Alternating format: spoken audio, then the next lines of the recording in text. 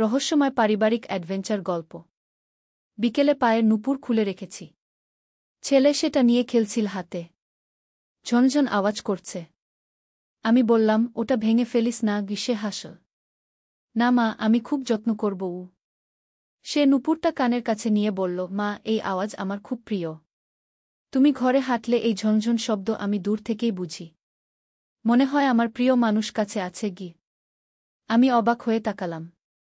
সে আরও বলল, রাতে যখন তুমি রান্নাঘরে যাও, এই নুপুরের আওয়াজ শুনে আমার নিশ্চিন্ত লাগে। দিনে অফিসে থেকেও এই আওয়াজ মনে পড়ে। সে নুপুরটা আমার হাতে দিয়ে বলল, মা, এই নুপুর শুধু আমার কানের জন্য বাজুক। আমি চাই তুমি আমার স্ত্রী হও, আর এই নুপুর আমাদের ঘরেই বাজুক। গুষে আমার পায়ে নুপুরটা পরিয়ে দিল। আমি তোমাকে ভালোবাসি মা। তোমার প্রতিটি আওয়াজ, প্রতিটি গতিবিধি আমার প্রিয়। আমি তোমাকে বিয়ে করতে চাই। নুপুরের ঠান্ডা স্পর্শ আমার পায়ে লাগল, কিন্তু মন গরম হয়ে উঠল। এই গল্পটি সম্পূর্ণ শুনলে আপনাদের পানি অটোমেটিক বের হয়ে যাবে, সো যত দ্রুত সম্ভব হাতের কাছে টিস্যু নিয়ে বসে পড়ো। বিছানার চাদর যেন নষ্ট না হয় সেটা সম্পূর্ণ খেয়াল রাখার অনুরোধ জানিয়ে গল্পটি এখন শুরু করব। তার আগের সর্বশেষ অনুরোধ, দয়া করে এমন পানি বের করার গল্প নিয়মিত শুনতে আমাদের চ্যানেলটি সকলেই সাবস্ক্রাইব করুন। ধন্যবাদ। হ্যালো বন্ধুরা, আমার নাম রুমানা খান। আমার বয়স 39 বছর। আমার স্বামীর নাম তানভীর খান, বয়স 42 বছর। আমাদের 2 সন্তান, রিয়াদ আর মিশকাত। রিয়াদ 18 বছর বয়সী, কলেজে পড়ে। মিশকাত 10 বছর বয়সী, স্কুলে যায়। গত সপ্তাহের ঘটনা। আমি ঘরে বসে সেলাই-এর কাজ করছিলাম। রিয়াদ স্কুল থেকে ফিরে এসে আমার নুপুর নিয়ে খেলতে শুরু করল। আমি প্রথমে ভাবলাম ছেলেমানুষি করছে। কিন্তু তার কথাগুলো শুনে আমি ভীষণ অবাক হলাম। মা, রিয়াদ বলল, তুমি জানো না এই নুপুরের আওয়াজ কতটা জাদুকরী। তুমি যখন ঘরে হাঁটো, আমি চোখ বন্ধ করে শুধু এই আওয়াজ শুনি। মনে হয় বিশ্বের সবচেয়ে সুন্দর সঙ্গীত বাজছে গু। আমি বললাম, এসব কি বলছিস তুই? সে আরও উৎসাহে বলল, মা, তুমি আমার কাছে পৃথিবীর সবচেয়ে সুন্দর মানুষ।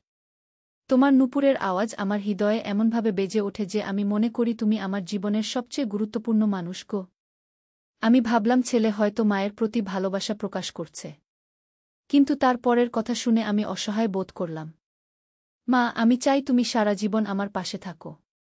তোমাকে ছাড়া আমি একদিনও বাঁচতে পারব না। তুমি যদি কোনোদিন আমার থেকে দূরে চলে যাও, আমি মরে যাব। তার চোখে অশ্রু দেখতে পেলাম। আমি তাকে বোঝানোর চেষ্টা করলাম, রিয়াদ, মা তো সবসময় তোর কাছেই থাকবে। কিন্তু তুই বড় হয়ে যাবি, বিয়ে করবি, নিজের সংসার করবি। সেটাই স্বাভাবিক।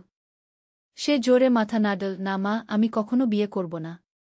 আমি শুধু তোমাকে নিয়েই বাঁচতে চাই। তুমি আমার স্ত্রী হয়ে যাও। আমার মাথায় যেন বাজ পড়ল।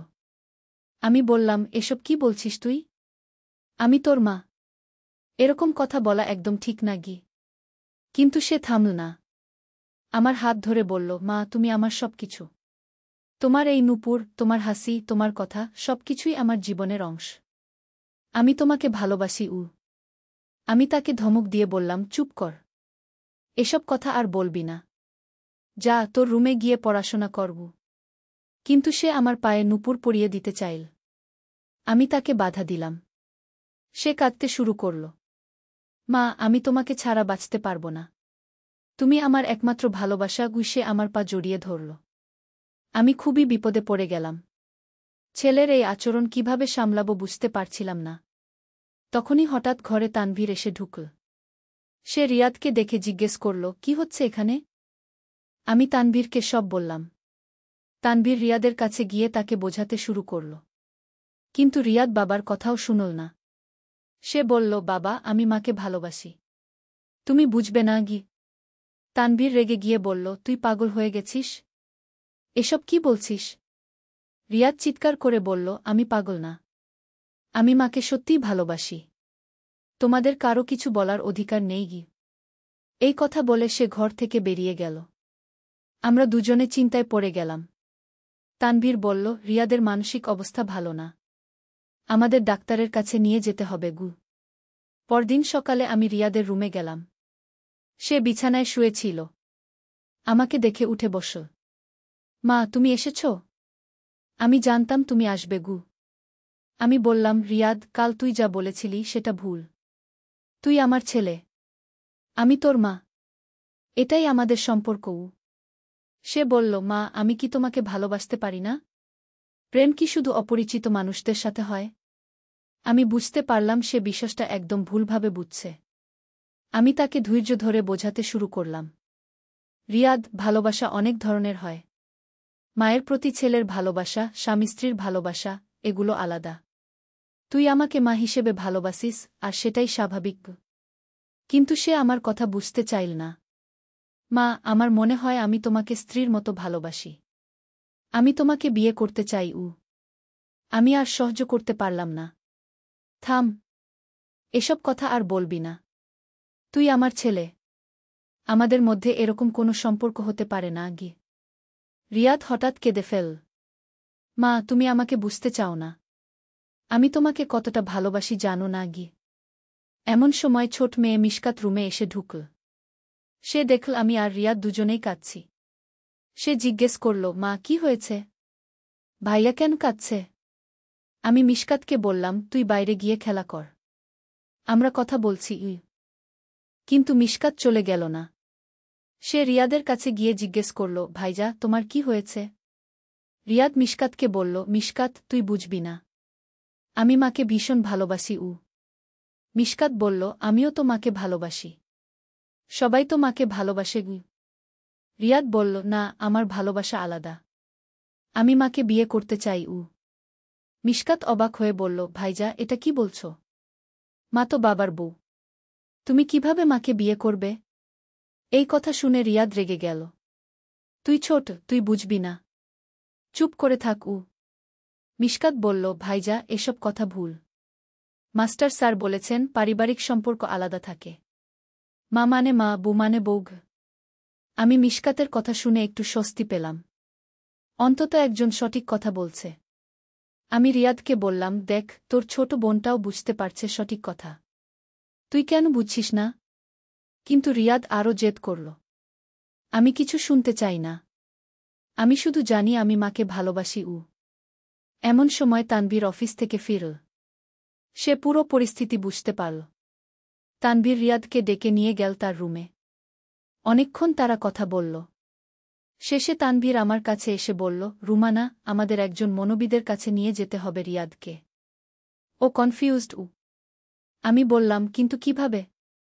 ও তো রাজি হবে না। তানভীর বলল, আমি ওকে বলবো যে আমরা পারিবারিক কাউন্সেলিং করাতে যাচ্ছি। ও রাজি হয়ে যাবে। পরদিন আমরা তিনজনে গেলাম ডক্টর শামিনা আক্তারের কাছে। তিনি একজন অভিজ্ঞ মনোবিদ। তিনি রিয়াদের সাথে প্রায় 1 ঘণ্টা একা কথা বললেন। তারপর আমাদের ডাকলেন।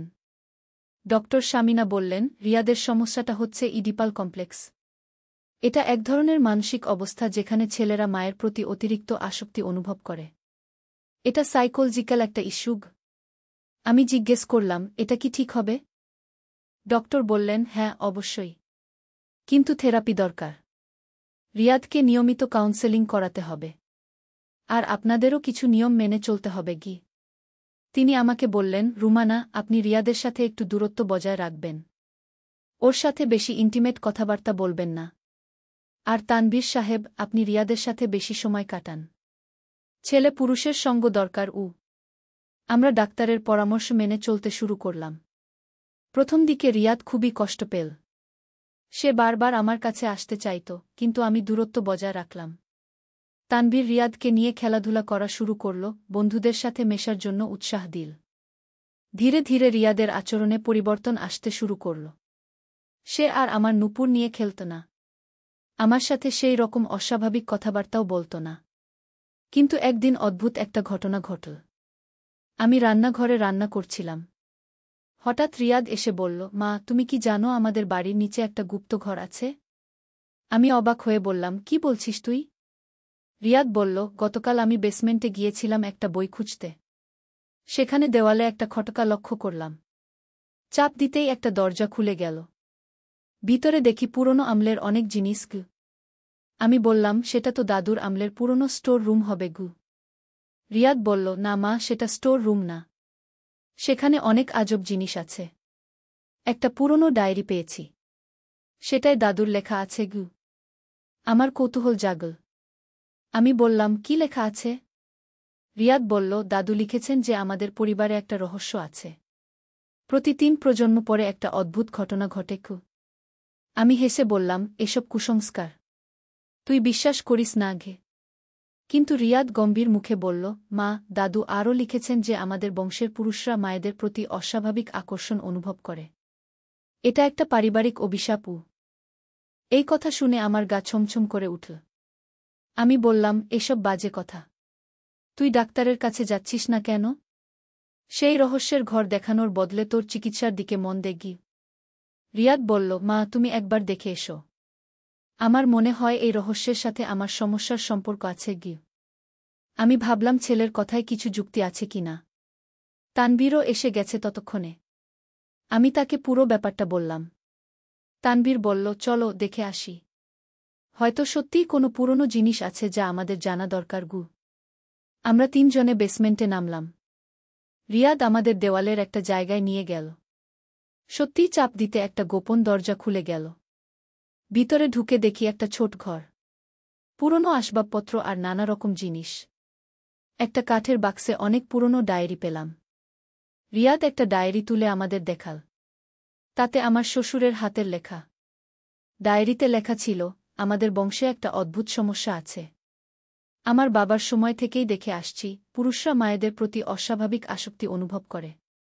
আমার বড় ভাই রমেশও এই সমস্যায় ভুগেছিল। আমি নিজেও যৌবনে এই সমস্যার মুখোমুখি হয়েছি গু। আমি আরও পড়তে থাকলাম। এই সমস্যার সমাধান আমি বারবার খুঁজেছি। শেষে বুঝতে পেরেছি এটা মানসিক সমস্যা। যথাযথ চিকিৎসা আর পারিবারিক সাপোর্ট দিলে এটা সমাধান হয় গ।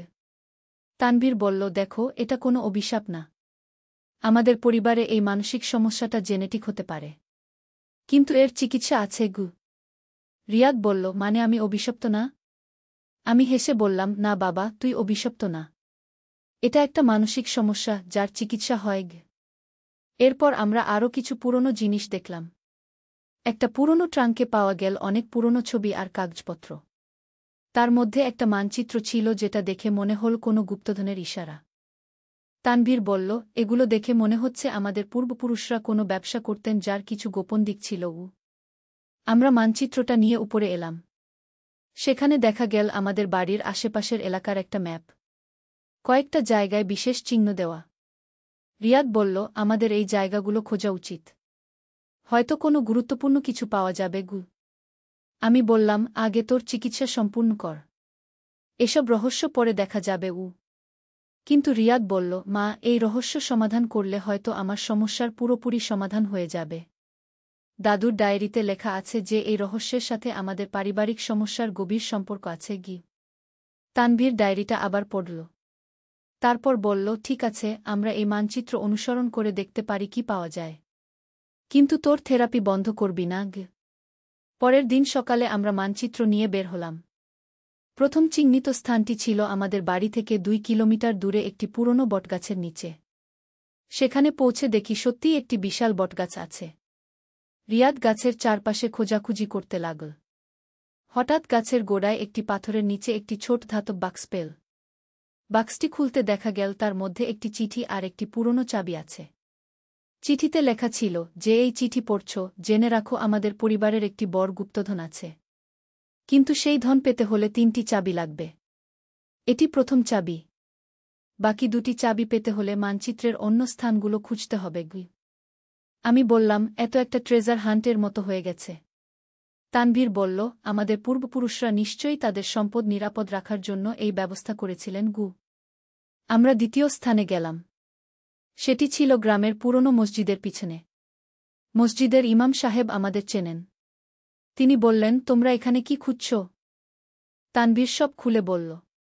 ইমাম সাহেব বললেন, হ্যাঁ, তোমাদের দাদু মাঝে মাঝে এখানে আসতেন। তিনি মসজিদের পিছনের দেওয়ালে একটি ইট একটু আলগা করে রেখেছিলেন। বলেছিলেন যে তার পরিবারের কেউ প্রয়োজনে সেটা খুঁজে নেবে গু। আমরা সেই ইটটি খুঁজে পেলাম। সেখানে আরেকটি চাবি আর একটি চিঠি পেলাম। চিঠিতে লেখা ছিল, দ্বিতীয় চাবি পেয়ে গেছ। এবার তৃতীয় চাবিটি পাওয়ার জন্য সবচেয়ে কঠিন জায়গায় যেতে হবে। সেটি হচ্ছে আমাদের পূর্বপুরুষদের কবরস্থানে গি। রিয়াদ বলল, মা, এইবার তো একটু ভয় লাগছে গি। আমি বললাম, ভয়ের কিছু নেই। আমরা সবাই একসাথে আছি গু। কবরস্থানে পৌঁছে দেখি সেটি অনেক পুরনো। আমাদের পূর্বপুরুষদের কবর খুঁজে পেতে অনেক কষ্ট হল। শেষে একটি কবরের পাশে একটি পুরনো পাথরের নিচে তৃতীয় চাবি পেলাম। এবার আমাদের কাছে 3টি চাবিই ছিল, কিন্তু এগুলো দিয়ে কোথায় কি খুলতে হবে সেটা বুঝতে পারছিলাম না। মানচিত্রে আর কোনো ইশারা ছিল না। সন্ধ্যায় বাড়ি ফিরে এসে আমরা আবার গোপন ঘরে গেলাম। সেখানে আরও ভালো করে খোঁজাখুঁজি করলাম। একটি দেওয়ালে 3টি চাবির গর্ত দেখতে পেলাম, যেটা আগে লক্ষ্য করিনি। 3টি চাবি একসাথে লাগিয়ে ঘোরাতে দেওয়ালের একটি অংশ সরে গেল। ভিতরে দেখি আরও একটি ছোট ঘর। সেখানে অনেক পুরনো স্বর্ণের গহনা, রৌপ্যের পাত্র আর কিছু দামি পাথর রাখা। তানভীর অবাক হয়ে বলল, এত অনেক সম্পদ! কিন্তু আমার চোখে পড়ল একটি বড় ডায়েরি। সেটা খুলে দেখি তাতে আমাদের পূর্বপুরুষদের পূর্ণ ইতিহাস লেখা। সেখানে পড়লাম যে আমাদের পূর্বপুরুষরা একসময় রাজাদের দরবারে ব্যবসা করতেন। তারা খুবই ধনী ছিলেন, কিন্তু তাদের মধ্যে একটি মানসিক সমস্যা বংশপরম্পরায় চলে এসেছে, যার নাম ছিল মাথিমোহগ। এই সমস্যার কারণে অনেক পুরুষ সদস্য সমাজচ্যুত হয়েছেন। ডায়েরিতে আরও লেখা ছিল, এই সমস্যার একমাত্র সমাধান হচ্ছে সঠিক শিক্ষা আর মানসিক চিকিৎসা। যারা এই সমস্যায় ভোগে তাদের কখনো হতাশ হওয়া উচিত নয়। সঠিক চিকিৎসায় এই সমস্যা সম্পূর্ণ সেরে যায়। রিয়াদ ডায়েরিটা পড়ে বলল, মা, এখন আমি বুঝতে পারছি। আমার সমস্যাটা জেনেটিক, কিন্তু এর চিকিৎসা আছে। আমি তাকে জড়িয়ে ধরলাম। হ্যাঁ বাবা, তুই সুস্থ হয়ে যাবি। আমরা সবাই তোর পাশে আছি। তানভীর বলল, এই সম্পদ আমাদের রিয়াদের চিকিৎসার জন্য কাজে লাগবে। আমরা বিদেশে নিয়ে গিয়ে ভালো ডাক্তার দেখাতে পারব। পরদিন থেকে রিয়াদ আরও নিয়মিত থেরাপিতে যেতে লাগল। আমাদের পাওয়া সম্পদ দিয়ে আমরা তার জন্য সবচেয়ে ভালো চিকিৎসার ব্যবস্থা করলাম। ঢাকার একজন বিশেষজ্ঞ মনোচিকিৎসক তার চিকিৎসা শুরু করলেন। ডাক্তার বললেন, রিয়াদের সমস্যা ইডিপাল কমপ্লেক্স, এর সাথে সাথে একটি জেনেটিক প্রিডিসপোজিশন আছে, কিন্তু আধুনিক চিকিৎসায় এটা সম্পূর্ণ সেরে যাবে। আস্তে আস্তে রিয়াদের আচরণে বড় পরিবর্তন দেখা দিল।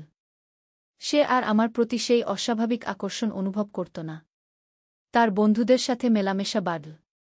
কলেজে পড়াশোনায় মনোযোগ দিতে শুরু করল। একদিন সে আমার কাছে এসে বলল, মা, আমি তোমার কাছে ক্ষমা চাই। আমি অনেক বাজে কথা বলেছিলাম। আমি তাকে জড়িয়ে ধরে বললাম, তুই অসুস্থ ছিলি বাবা, এর জন্য তোর কোনো দোষ নেই।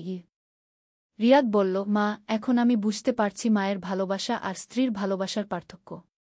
তুমি আমার মা, আর সেটাই আমাদের সবচেয়ে সুন্দর সম্পর্ক।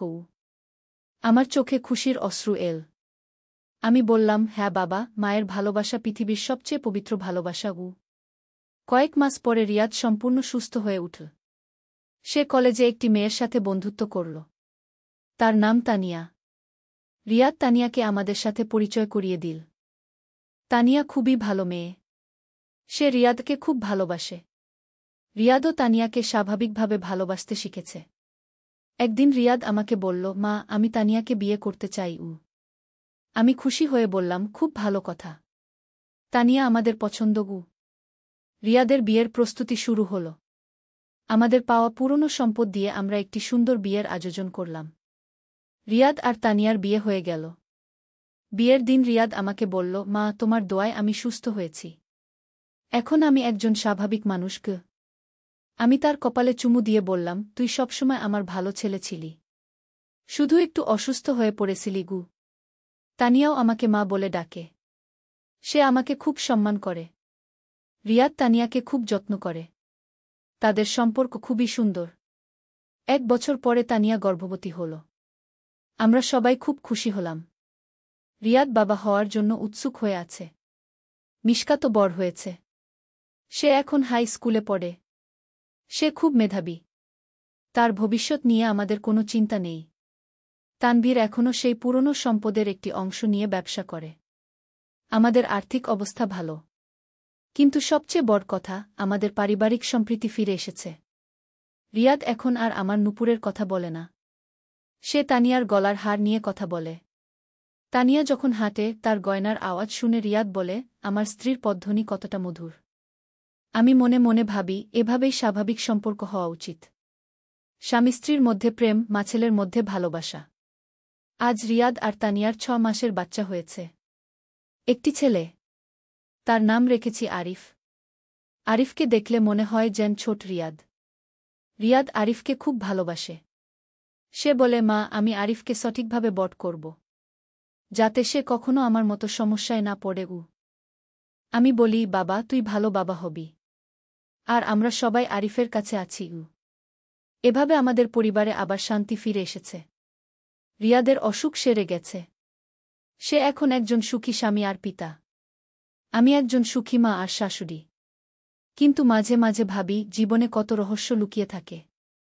আমাদের পারিবারিক সমস্যা থেকে শুরু করে পূর্বপুরুষদের গুপ্তধন, সবকিছুই একসাথে মিলে গেল। সবচেয়ে বড় কথা, আমরা বুঝতে পেরেছি যে কোনো সমস্যাই অসাধ্য নয়। সঠিক চিকিৎসা আর পারিবারিক সাপোর্ট পেলে সব সমস্যার সমাধান হয়। আজ রিয়াদ তানিয়াকে নিয়ে বাজারে গেছে। মিশকাত স্কুলে, তানভীর অফিসে। আর আমি ঘরে বসে আরিফের দেখাশোনা করছি। আরিফ আমার কোলে শুয়ে আছে। তার নিষ্পাপ মুখ দেখে মনে হয় যেন একটি ফেরেশতা। আমি তার কপালে চুমু দিয়ে বলি, তুই সুখে থাকিস বাবা। তোর বাবা মা তোকে খুব ভালোবাসে গু। এমন সময় রিয়াদ আর তানিয়া বাজার থেকে ফিরল। রিয়াদ আরিফকে কোলে নিয়ে বলল, মা, দেখো আরিফ কেমন হাসছে গিউ।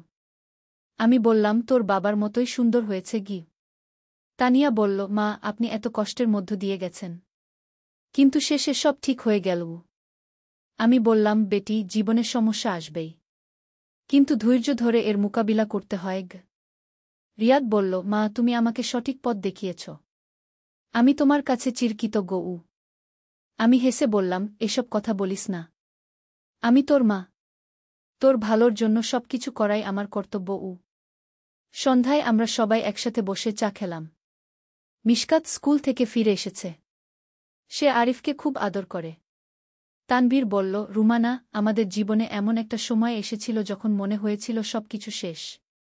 কিন্তু দেখো আজ কেমন সুখে আছি। আমি বললাম, আল্লাহর রহমতে সবকিছু ঠিক হয়ে গেছে গিউ। রাতে আমি বিছানায় শুয়ে ভাবলাম, জীবন কতটা অপ্রত্যাশিত। একসময় রিয়াদের অসুখ নিয়ে আমি কত চিন্তিত ছিলাম। আর আজ সে একজন সুখী বাবা। আমার নুপুরের আওয়াজ এখন আর রিয়াদকে বিভ্রান্ত করে না। এখন সে তানিয়ার গয়নার আওয়াজে মুগ্ধ হয়। এটাই স্বাভাবিক। মাঝে মাঝে ভাবি, আমাদের পূর্বপুরুষরা কত বুদ্ধিমানের সাথে তাদের সম্পদ লুকিয়ে রেখেছিলেন। আর সেই সম্পদই আমাদের সবচেয়ে কঠিন সময়ে কাজে এসেছে। রিয়াদের চিকিৎসা, তানিয়ার সাথে বিয়ে, আরিফের জন্ম, সবকিছুই যেন একটি সুন্দর পরিকল্পনার অংশ। আজ আমি নিশ্চিন্তে ঘুমাতে পারি, কারণ আমি জানি আমার পরিবার সুখে আছে। রিয়াদ সুস্থ, তানিয়া খুশি, আরিফ নিরাপদ, মিশকাত মেধাবী, আর তানভীর স্থির। এই গল্প বলতে গিয়ে মনে পড়ল সেই দিনের কথা যখন রিয়াদ প্রথম আমার নুপুর নিয়ে খেলেছিল। কে জানত সেই ছোট্ট ঘটনা থেকে এত বড় একটা অ্যাডভেঞ্চার শুরু হবে। জীবনের প্রতিটি সমস্যাই আমাদের কিছু না কিছু শেখায়। রিয়াদের অসুখ আমাদের শিখিয়েছে ধৈর্য, ভালোবাসা আর একসাথে থাকার গুরুত্ব। আর সবচেয়ে বড় শিক্ষা হচ্ছে, কোনো সমস্যাই চিরস্থায়ী নয়। সঠিক চিকিৎসা আর পারিবারিক সহায়তা পেলে সবকিছুর সমাধান হয়। আজ আমার গল্প শেষ। এই গল্পের মাধ্যমে আমি বলতে চেয়েছি যে পারিবারিক সমস্যা যত বড়ই হোক না কেন, ভালোবাসা আর ধৈর্য দিয়ে সব সমাধান করা যায়। রিয়াদ এখন সুখী, তানিয়া খুশি, আরিফ নিরাপদ, আর আমি একজন গর্বিত মা। এই ছিল আমাদের পারিবারিক রহস্য আর অ্যাডভেঞ্চারের গল্প। আশা করি আপনারা এই গল্প পছন্দ করেছেন। আজ তোমার জন্য বিশেষ ফুল কিনেছি মা, এই বলে ছেলে যখন লাল গোলাপের তোড়া আমার হাতে দিল, তখনই বুঝলাম এর পেছনে আরও বড় কোনো পরিকল্পনা আছে। সকালে বাজার থেকে ফিরছিলাম। হঠাৎ দেখি ছেলে ফুলের দোকানের সামনে দাঁড়িয়ে। আমাকে দেখে হেসে বলল, মা, আমার সাথে এসো। আমি তার কাছে গেলাম। দোকানদার তাকে জিজ্ঞেস করল, স্যার, কি ফুল লাগবে? ছেলে লাল গোলাপের দিকে ইশারা করে বলল, ওগুলো কি? দোকানদার একটা সুন্দর তোড়া বেঁধে দিল। আমি জিজ্ঞেস করলাম, কার জন্য? সে হেসে বলল, তুমিই দেখবে গু। বাড়ি এসে সে ফুলের তোড়া আমার হাতে দিয়ে বলল, এটা তোমার জন্য।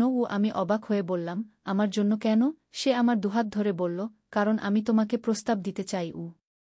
কি প্রস্তাব? আমি জিজ্ঞেস করলাম।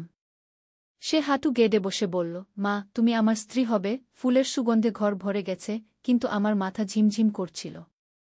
আমি তোমাকে ভালোবাসি, শুধু ছেলের মতো নয়, একজন পুরুষের মতো। তার চোখে প্রেমের আগুন জ্বলছিল। তুমি বলো, তুমি কি আমাকে বিয়ে করবে? গোলাপের কাঁটা আমার হাতে বিঁধছিল, ঠিক যেমন তার কথা আমার হৃদয়ে বিঁধছিল। এই গল্পটি সম্পূর্ণ শুনলে আপনাদের পানি অটোমেটিক বের হয়ে যাবে, সো যত দ্রুত সম্ভব হাতের কাছে টিস্যু নিয়ে বসে পড়ুন। বিছানার চাদর যেন নষ্ট না হয় সেটা সম্পূর্ণ খেয়াল রাখার অনুরোধ জানিয়ে গল্পটি এখন শুরু করব। তার আগে সর্বশেষ অনুরোধ, দয়া করে এমন পানি বের করার গল্প নিয়মিত শুনতে আমাদের চ্যানেলটি সকলেই সাবস্ক্রাইব করুন। ধন্যবাদ। হ্যালো বন্ধুরা, আমার নাম রত্না দাস। আমার বয়স ৩৩ বছর। আমার স্বামীর নাম কৃষ্ণ দাস, বয়স ৩৬ বছর। আমাদের ২ সন্তান, রাহুল আর সুমি। রাহুল ২১ বছর বয়সী, বিশ্ববিদ্যালয়ে পড়ে। সুমি ১৪ বছর বয়সী, হাই স্কুলে যায়। আজকে যে ঘটনার কথা বলবো সেটা আমার জীবনের সবচেয়ে রহস্যজনক আর রোমাঞ্চকর অভিজ্ঞতা। এমন কিছু যা আমি কখনো ভাবিনি যে আমার সাথে ঘটতে পারে। ঘটনাটা শুরু হয়েছিল গত মাসে। রাহুল তখন কলেজের পরীক্ষা শেষ করে বাড়ি এসেছে। কিন্তু তার আচরণে কিছু একটা পরিবর্তন লক্ষ্য করছিলাম। সে আমার সাথে বেশি সময় কাটাতে চাইত। আমার রান্নাঘরের কাজে সাহায্য করত। এমনকি আমি যখন কাপড় ধুতাম তখনও সে পাশে এসে দাঁড়াত। প্রথম দিকে মনে করেছিলাম হয়তো ছেলেটা আমাকে মিস করেছে কলেজে থাকার সময়। কিন্তু দিন যেতে যেতে বুঝলাম বিশ্বাসটা অন্যরকম। একদিন সন্ধ্যায় কৃষ্ণ অফিস থেকে দেরি করে আসবে বলেছিল। সুমিও তার বান্ধবীর বাড়ি গিয়েছিল। বাড়িতে শুধু আমি আর রাহুল। আমি টিভি দেখছিলাম। হঠাৎ রাহুল এসে আমার পাশে বসল। মা, তোমার সাথে কিছু গুরুত্বপূর্ণ কথা বলার আছে, সে বলল। বলো, কি কথা? আমি টিভির দিকে তাকিয়ে বললাম। না মা, টিভি বন্ধ করো। খুব জরুরি কথা গু। আমি টিভি বন্ধ করে তার দিকে তাকালাম। তার মুখে অদ্ভুত একটা ভাব। কিছু বলতে চাচ্ছে কিন্তু পারছে না। কি ব্যাপার রাহুল? এত সিরিয়াস কেন? সে আমার হাত ধরল। মা, আমি তোমাকে ভালোবাসি গু। আমিও তোমাকে ভালোবাসি বাবা গু। না মা, তুমি বুঝতে পারছ না।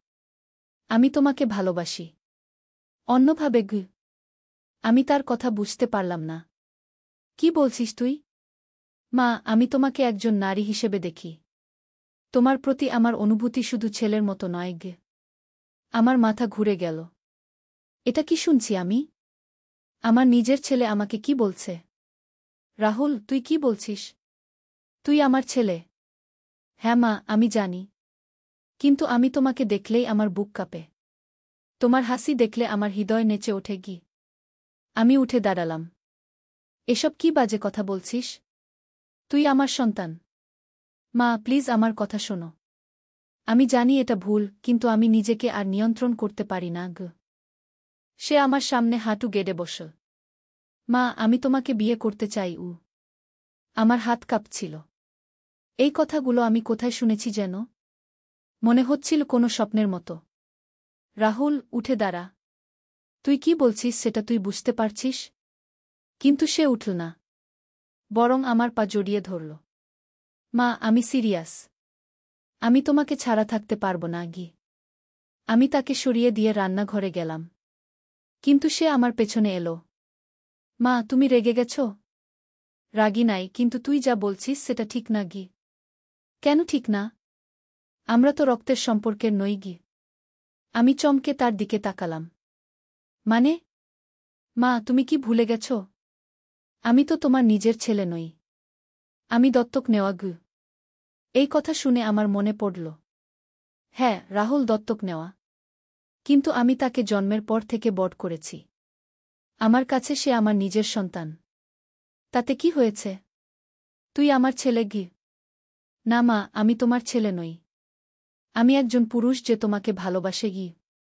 এমন সময় হঠাৎ কৃষ্ণ বাড়ি ফিরল। আমি আর রাহুল দুজনেই চুপ হয়ে গেলাম। কি ব্যাপার? তোরা এত চুপচাপ কেন? কৃষ্ণ জিজ্ঞেস করল। কিছু না, আমি বললাম। কিন্তু রাহুল বলল, বাবা, আমার তোমার সাথে কথা আছে গি। বলো উ। আমি মাকে বিয়ে করতে চাই উ। কৃষ্ণের চোখ বড় হয়ে গেল। কি বললি? আমি মাকে ভালোবাসি। আমি তাকে বিয়ে করতে চাই উ। কৃষ্ণ প্রথমে হেসে ফেল। তুই কি পাগল হয়ে গেছিস? এসব কি বলছিস? আমি পাগল হইনি বাবা। আমি সিরিয়াস গু। এবার কৃষ্ণ বুঝল রাহুল ঠাট্টা করছে না। তার মুখ লাল হয়ে গেল। তুই আমার ছেলে। কিভাবে তোর মায়ের সাথে গু? আমি তোমার ছেলে নই বাবা। আমি দত্তক নেওয়া। আর মাকে আমি ভালোবাসি। কৃষ্ণ রেগে গেল। চুপ কর। এসব বাজে কথা আর বলবি না গি। এটা বাজে কথা নয় বাবা। এটা আমার অনুভূতি গু। কৃষ্ণ রাহুলের দিকে এগিয়ে গেল। কিন্তু আমি তাদের মাঝে দাঁড়িয়ে পড়লাম। থামো তোরা। এভাবে লড়াই করলে হবে না গি। তাহলে কি করব রত্না? তোর ছেলে এসব কি বলছে?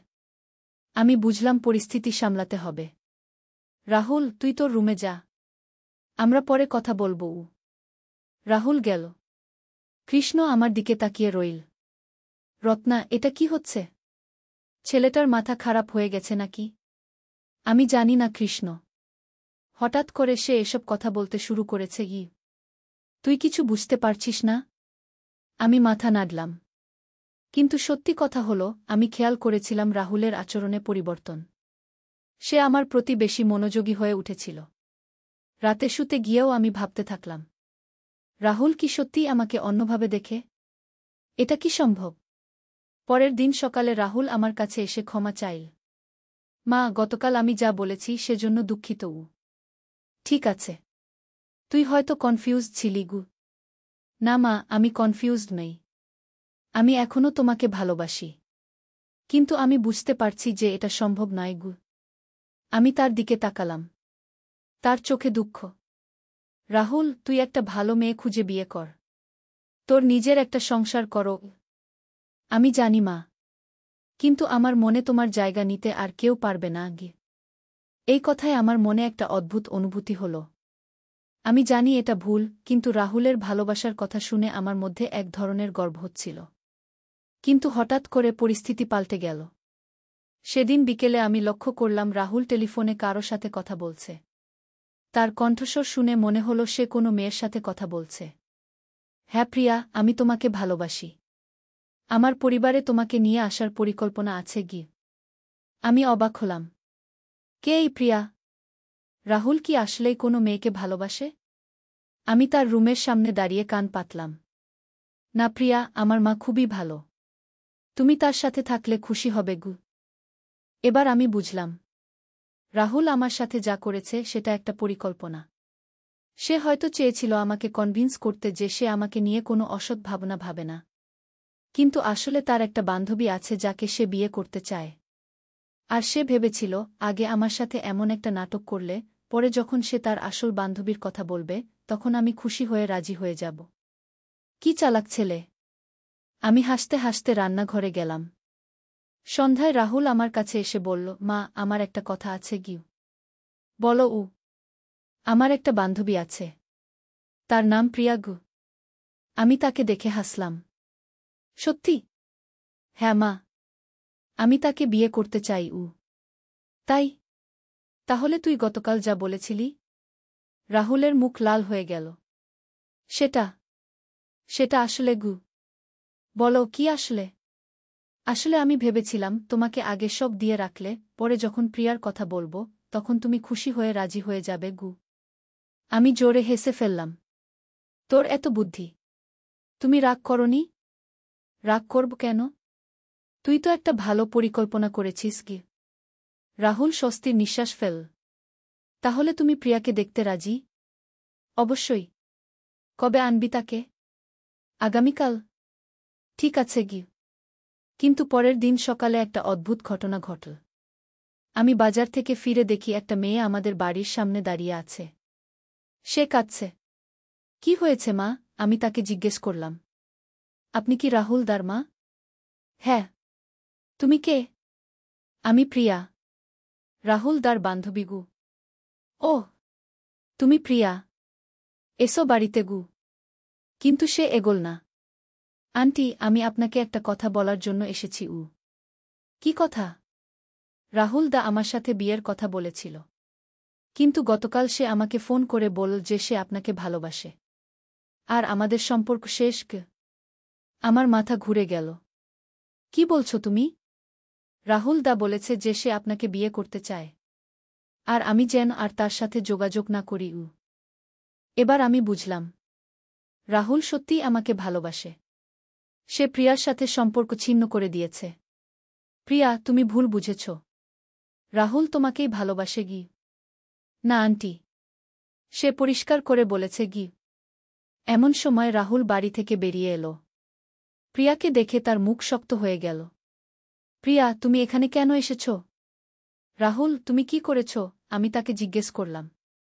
মা, আমি তোমাকে বলেছি যে আমি তোমাকে ভালোবাসি। প্রিয়ার সাথে আমার কোনো সম্পর্ক নেই গি। প্রিয়া কাঁদতে লাগল। রাহুল, তুমি আমাকে ছেড়ে দিলে কেন? কারণ আমি তোমাকে ভালোবাসি না। আমি আমার মাকে ভালোবাসি। আমি রাহুলের হাত ধরলাম। রাহুল, তুই কি করছিস? এই মেয়েটাকে কষ্ট দিচ্ছিস কেন? আমি কাউকে কষ্ট দিতে চাই না মা। কিন্তু আমি তোমাকে ছাড়া থাকতে পারি না গি। প্রিয়া আমার দিকে তাকিয়ে বলল, আন্টি, আপনি রাহুল দাকে বোঝান। সে আপনার ছেলে গু। আমি তার ছেলে নই, রাহুল চিৎকার করে বলল। আমি দত্তক নেওয়া। আর আমি আমার মাকে একজন নারী হিসেবে ভালোবাসি। প্রিয়া আরও জোরে কাঁদতে লাগল। আমি তাকে সামলালাম। প্রিয়া, তুমি বাড়ি যাও। আমি রাহুলের সাথে কথা বলব। প্রিয়া চলে যাওয়ার পর আমি রাহুলকে বাড়িতে নিয়ে গেলাম। রাহুল, তুই কি করলি?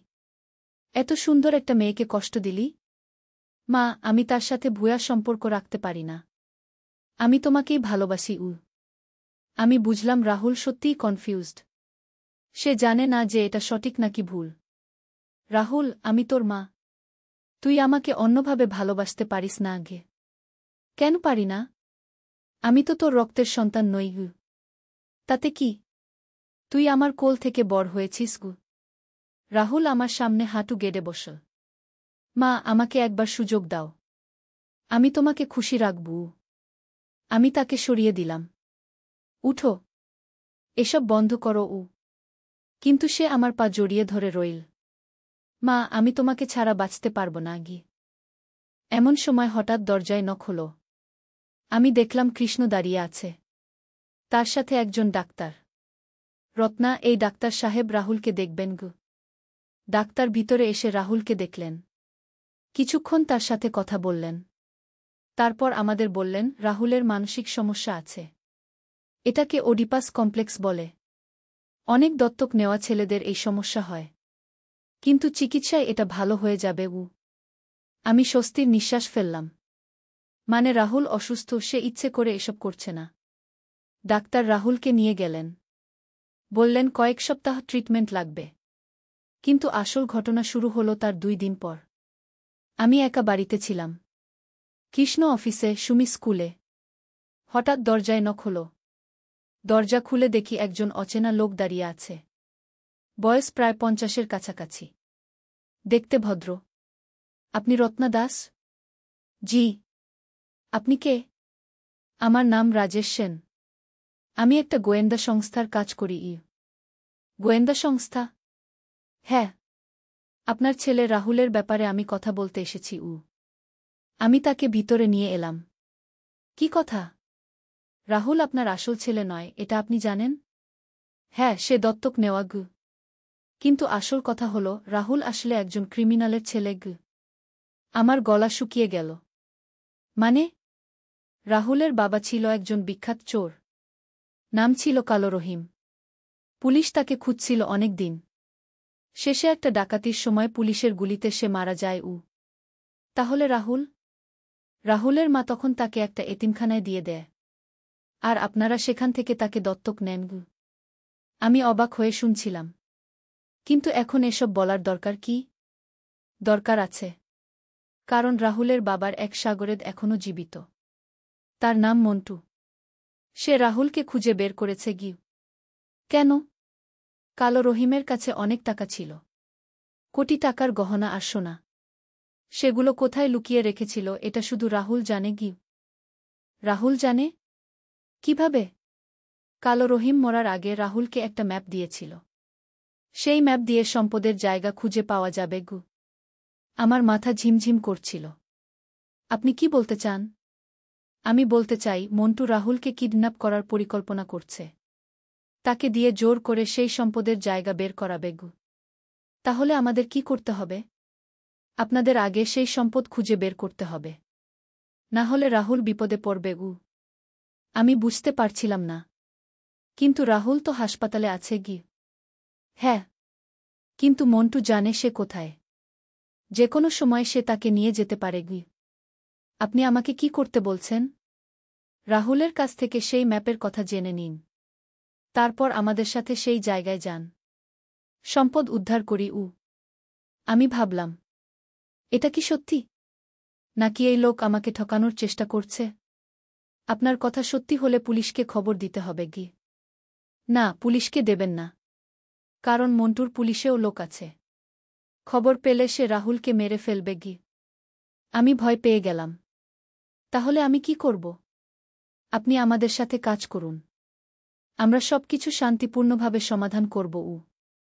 সেদিন সন্ধ্যায় কৃষ্ণ বাড়ি এসে আমি তাকে সব বললাম। সেও চিন্তিত হয়ে পড়ল। তাহলে রাহুল সত্যিই বিপদে? মনে হচ্ছে তাই গু। তাহলে আমাদের কি করা উচিত? ওই রাজেশ বলেছে রাহুলের কাছ থেকে ম্যাপের কথা জানতে গু। পরের দিন আমরা হাসপাতালে রাহুলের কাছে গেলাম। সে অনেক ভালো ছিল। ডাক্তার বলেছিলেন তার অবস্থার উন্নতি হচ্ছে। রাহুল, তোর একটা কথা জিজ্ঞেস করার আছে। আমি বললাম, কি মা? তোর বাবার কথা কিছু মনে আছে? রাহুলের মুখ গম্ভীর হয়ে গেল। কেন এসব জিজ্ঞেস করছো মা? তুই শুধু বল, কিছু মনে আছে কিনা ঘি। হ্যাঁ, কিছুটা মনে আছে কি। সে তোকে কিছু দিয়েছিল কোনোদিন? রাহুল একটু ভেবে বলল, হ্যাঁ। একটা কাগজ দিয়েছিল। বলেছিল এটা যত্ন করে রাখতে গু। সেই কাগজ কোথায়? আমার পুরানো বইয়ের মধ্যে লুকিয়ে রেখেছি। আমি আর কৃষ্ণ দুজনেই খুশি হলাম। কোন বই যে? আমার ক্লাস 10-এর বাংলা বইয়ে গু। বাড়ি ফিরে আমরা রাহুলের রুম তল্লাশি করলাম। তার পুরানো বইগুলোর মধ্যে বাংলা বই খুঁজে পেলাম। বইয়ের পাতার মধ্যে একটা পুরানো কাগজ ভাঁজ করা ছিল। কাগজটা খুলে দেখি, এটা সত্যিই একটা ম্যাপ। কিন্তু বোঝা যাচ্ছে না এটা কোথাকার ম্যাপ। আমি রাজেশের নম্বরে ফোন করলাম। সে এসে ম্যাপ দেখল। হ্যাঁ, এটাই সেই ম্যাপ। এই দিয়েই আমরা সম্পদ খুঁজে পেতে পারব। এটা কোথাকার ম্যাপ? এটা আমাদের শহরের পুরানো এলাকার ম্যাপ। এখানে একটা পরিত্যক্ত বাড়ির নিশানা দেওয়া আছে। সেই বাড়িতেই কালো রহিম তার সম্পদ লুকিয়ে রেখেছে গি। কবে যাব? আজ রাতেই। কারণ আমি খবর পেয়েছি মন্টু আগামীকাল রাহুলকে হাসপাতাল থেকে নিয়ে যাওয়ার পরিকল্পনা করছে গি। আমি ভয় পেয়ে গেলাম। তাহলে তাড়াতাড়ি করতে হবে। রাতে আমি, কৃষ্ণ আর রাজেশ সেই পরিত্যক্ত বাড়িতে গেলাম। বাড়িটা ছিল শহরের একেবারে প্রান্তে। অনেক পুরানো, জঙ্গল দিয়ে ঘেরা। ম্যাপ অনুযায়ী আমরা বাড়ির পেছনের একটা কুয়ার কাছে গেলাম। সেখানে মাটি খুঁড়তে শুরু করলাম। প্রায় 3 ফুট খোঁড়ার পর আমরা একটা লোহার বাক্স পেলাম। রাজেশ সেটা তুল। বাক্স খুলে দেখি এর মধ্যে অনেক সোনার গহনা আর হীরার অলংকার। সত্যিই কোটি টাকার সম্পদ। এবার কি করব? আমি জিজ্ঞেস করলাম। এবার এগুলো পুলিশের কাছে জমা দিতে হবে, রাজেশ বলল। কিন্তু হঠাৎ আমরা শুনলাম কারো পায়ের শব্দ। আমরা ঘুরে তাকিয়ে দেখি কয়েকজন লোক আমাদের দিকে আসছে। তাদের হাতে অস্ত্র। এই যে, এদিকে। কে? রাজেশ সেন, একজন চিৎকার করে বলল। রাজেশ আমাদের দিকে তাকিয়ে বলল, ওরাই মন্টুর লোক। দৌড়ান। আমরা দৌড় দিলাম। কিন্তু রাজেশ বাক্সটা নিয়ে অন্যদিকে গেল। আমি আর কৃষ্ণ জঙ্গলের মধ্যে লুকিয়ে রইলাম। অনেকক্ষণ পর সব শান্ত হলে আমরা বাড়ি ফিরলাম। পরের দিন সকালে খবরের কাগজে দেখি একটা বিশাল খবর। গোয়েন্দা পুলিশ উদ্ধার করেছে কোটি টাকার চুরি করা সম্পদ। খবরে লেখা আছে যে রাজেশ সেন নামের এক গোয়েন্দা কর্মকর্তা একটা চোর চক্রের সম্পদ উদ্ধার করেছেন। চোর চক্রের নেতা মন্টুকে গ্রেফতার করা হয়েছে। আমি বুঝলাম রাজেশ সত্যিই একজন সৎ গোয়েন্দা অফিসার ছিল। দুপুরে রাজেশ আমাদের বাড়িতে এলো। রত্না ভাবি, আপনাদের ধন্যবাদ। আপনাদের সাহায্য না পেলে আমরা এই চোর চক্রকে ধরতে পারতাম না। রাহুল এখন নিরাপদ? হ্যাঁ, মন্টু গ্রেফতার হয়েছে। এখন আর কোনো ভয় নেই। সেই সম্পদের কি হবে? সেগুলো সরকারের কাছে জমা দেওয়া হবে। তবে আপনাদের সাহায্যের জন্য পুরস্কার পাবেন। কিছুদিন পর আমরা পুলিশ থেকে 5 লক্ষ টাকা পুরস্কার পেলাম। রাহুলও সুস্থ হয়ে বাড়ি ফিরল। ডাক্তারের চিকিৎসায় তার মানসিক সমস্যা ভালো হয়ে গিয়েছিল। সে আর আমার প্রতি অস্বাভাবিক কোনো আচরণ করত না। একদিন সে আমার কাছে এসে বলল, মা, আমি প্রিয়াকে বিয়ে করতে চাই। সত্যি? কিন্তু তুই তো তার সাথে খারাপ ব্যবহার করেছিলি। আমি তার কাছে ক্ষমা চেয়েছি। সে আমাকে মাফ করে দিয়েছে। আমি খুশি হলাম। তাহলে আমি তার বাবা মায়ের সাথে কথা বলি। প্রিয়ার বাবা মা রাজি হয়ে গেলেন। তারা বুঝেছিলেন রাহুল অসুস্থ ছিল। কয়েক মাস পর রাহুল আর প্রিয়ার বিয়ে হল। খুব সুন্দর একটা বিয়ে। বিয়ের দিন প্রিয়া আমার কাছে এসে বলল, মা, আমি জানি রাহুল দা আপনাকে খুব ভালোবাসে। আমি চাই আপনি সবসময় আমাদের সাথে থাকুন। আমি তাকে জড়িয়ে ধরলাম। তুমি খুব ভালো মেয়ে প্রিয়া। এখন আমাদের সংসারে শান্তি। রাহুল আর প্রিয়া খুব খুশি। সুমিও তার নতুন ভাবির সাথে ভালো মিশেছে। কিন্তু মাঝে মাঝে মনে হয় এই পুরো ঘটনা কি একটা স্বপ্ন ছিল? এত কিছু কিভাবে ঘটল আমাদের জীবনে? রাহুল যখন আমাকে ভালোবাসার কথা বলেছিল তখন আমার মনে কেমন যেন একটা অনুভূতি হয়েছিল। আমি জানি এটা ভুল, কিন্তু মনের গভীরে কিছুটা ভালো লেগেছিল। একদিন রাহুল আমার কাছে এসে বলল, মা, আমি তোমার কাছে ক্ষমা চাই। আমি যখন অসুস্থ ছিলাম তখন তোমাকে অনেক কষ্ট দিয়েছি। তুই ক্ষমা চাস কেন? তুই তো অসুস্থ ছিলি। হ্যাঁ, কিন্তু তবুও তুমি আমার মা, আমি তোমাকে সম্মান করতে পারিনি। আমি তার মাথায় হাত দিলাম। তুই আমার ছেলে। যা হয়েছে ভুলে যা। মা, আমি তোমাকে সত্যিই ভালোবাসি। মা হিসেবে আমিও তোমাকে ভালোবাসি বাবাগু। এভাবেই শেষ হলো আমাদের এই অদ্ভুত অভিজ্ঞতা। একটা পারিবারিক সমস্যা থেকে শুরু হয়ে তা হয়ে গেল একটা রোমাঞ্চকর অ্যাডভেঞ্চার। আজকাল যখন এসব ঘটনার কথা মনে পড়ে তখন মনে হয় জীবন সত্যিই অদ্ভুত। কখন কি ঘটে যাবে তা আমরা জানি না। রাহুলের মানসিক সমস্যা, তারপর সেই গোয়েন্দা কাহিনী, চোর চক্রের সাথে সংঘর্ষ, এসব যেন কোনো সিনেমার গল্প। কিন্তু এই সব ঘটনার মধ্য দিয়ে আমাদের পরিবার আরও একতাবদ্ধ হয়েছে। রাহুল এখন একজন দায়িত্বশীল স্বামী। প্রিয়াও আমাদের পরিবারের একজন সদস্য হয়ে মিশে গেছে। মাঝে মাঝে রাজেশও আমাদের বাড়িতে আসে। সে এখন আমাদের পারিবারিক বন্ধু। তার কাছ থেকে অনেক রোমাঞ্চকর গোয়েন্দা কাহিনী শুনি। একদিন সে বলল, রত্না ভাবি, আপনার সাহস দেখে আমি অবাক হয়েছি। সেই রাতে জঙ্গলে গিয়ে আপনি ভয় পাননি? ভয় তো পেয়েছিলাম, কিন্তু রাহুলের নিরাপত্তার কথা ভেবে সব ভুলে গিয়েছিলাম। এটাই মায়ের ভালোবাসা। সত্যি কথা হলো, একজন মা তার সন্তানের জন্য যে কোনো বিপদের মুখোমুখি হতে পারে। আমিও সেটাই করেছি। এখন আমাদের সংসারে নতুন আনন্দের সংবাদ। প্রিয়া মা হতে চলেছে। আমি নানি হব।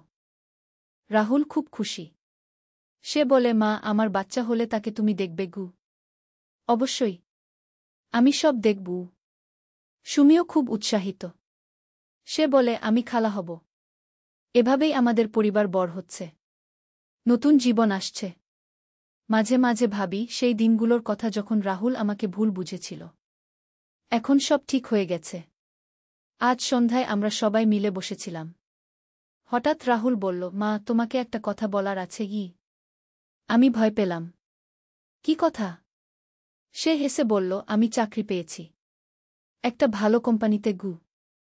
আমি খুশি হয়ে তাকে জড়িয়ে ধরলাম। সত্যি? কত বেতন? মাসে 30,000 টাকা। কৃষ্ণ বলল, বাহ, এখন তো তুই স্বাবলম্বী। প্রিয়া খুশিতে কেঁদে ফেল। এত খুশির খবর!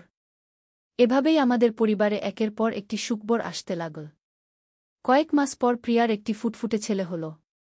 আমি নানি হলাম। কি যে আনন্দ! ছোট্ট নাতিটা দেখতে অনেকটা রাহুলের মতো। প্রিয়া বলল, মা, এর নাম কি রাখব? তোমরাই ঠিক করোক। রাহুল বলল, আমি নাম রেখেছি অর্জুন। সুন্দর নাম। এখন আমার দিন কাটে নাতির সাথে। অর্জুন খুব দুরন্ত, সারাক্ষণ হাসে।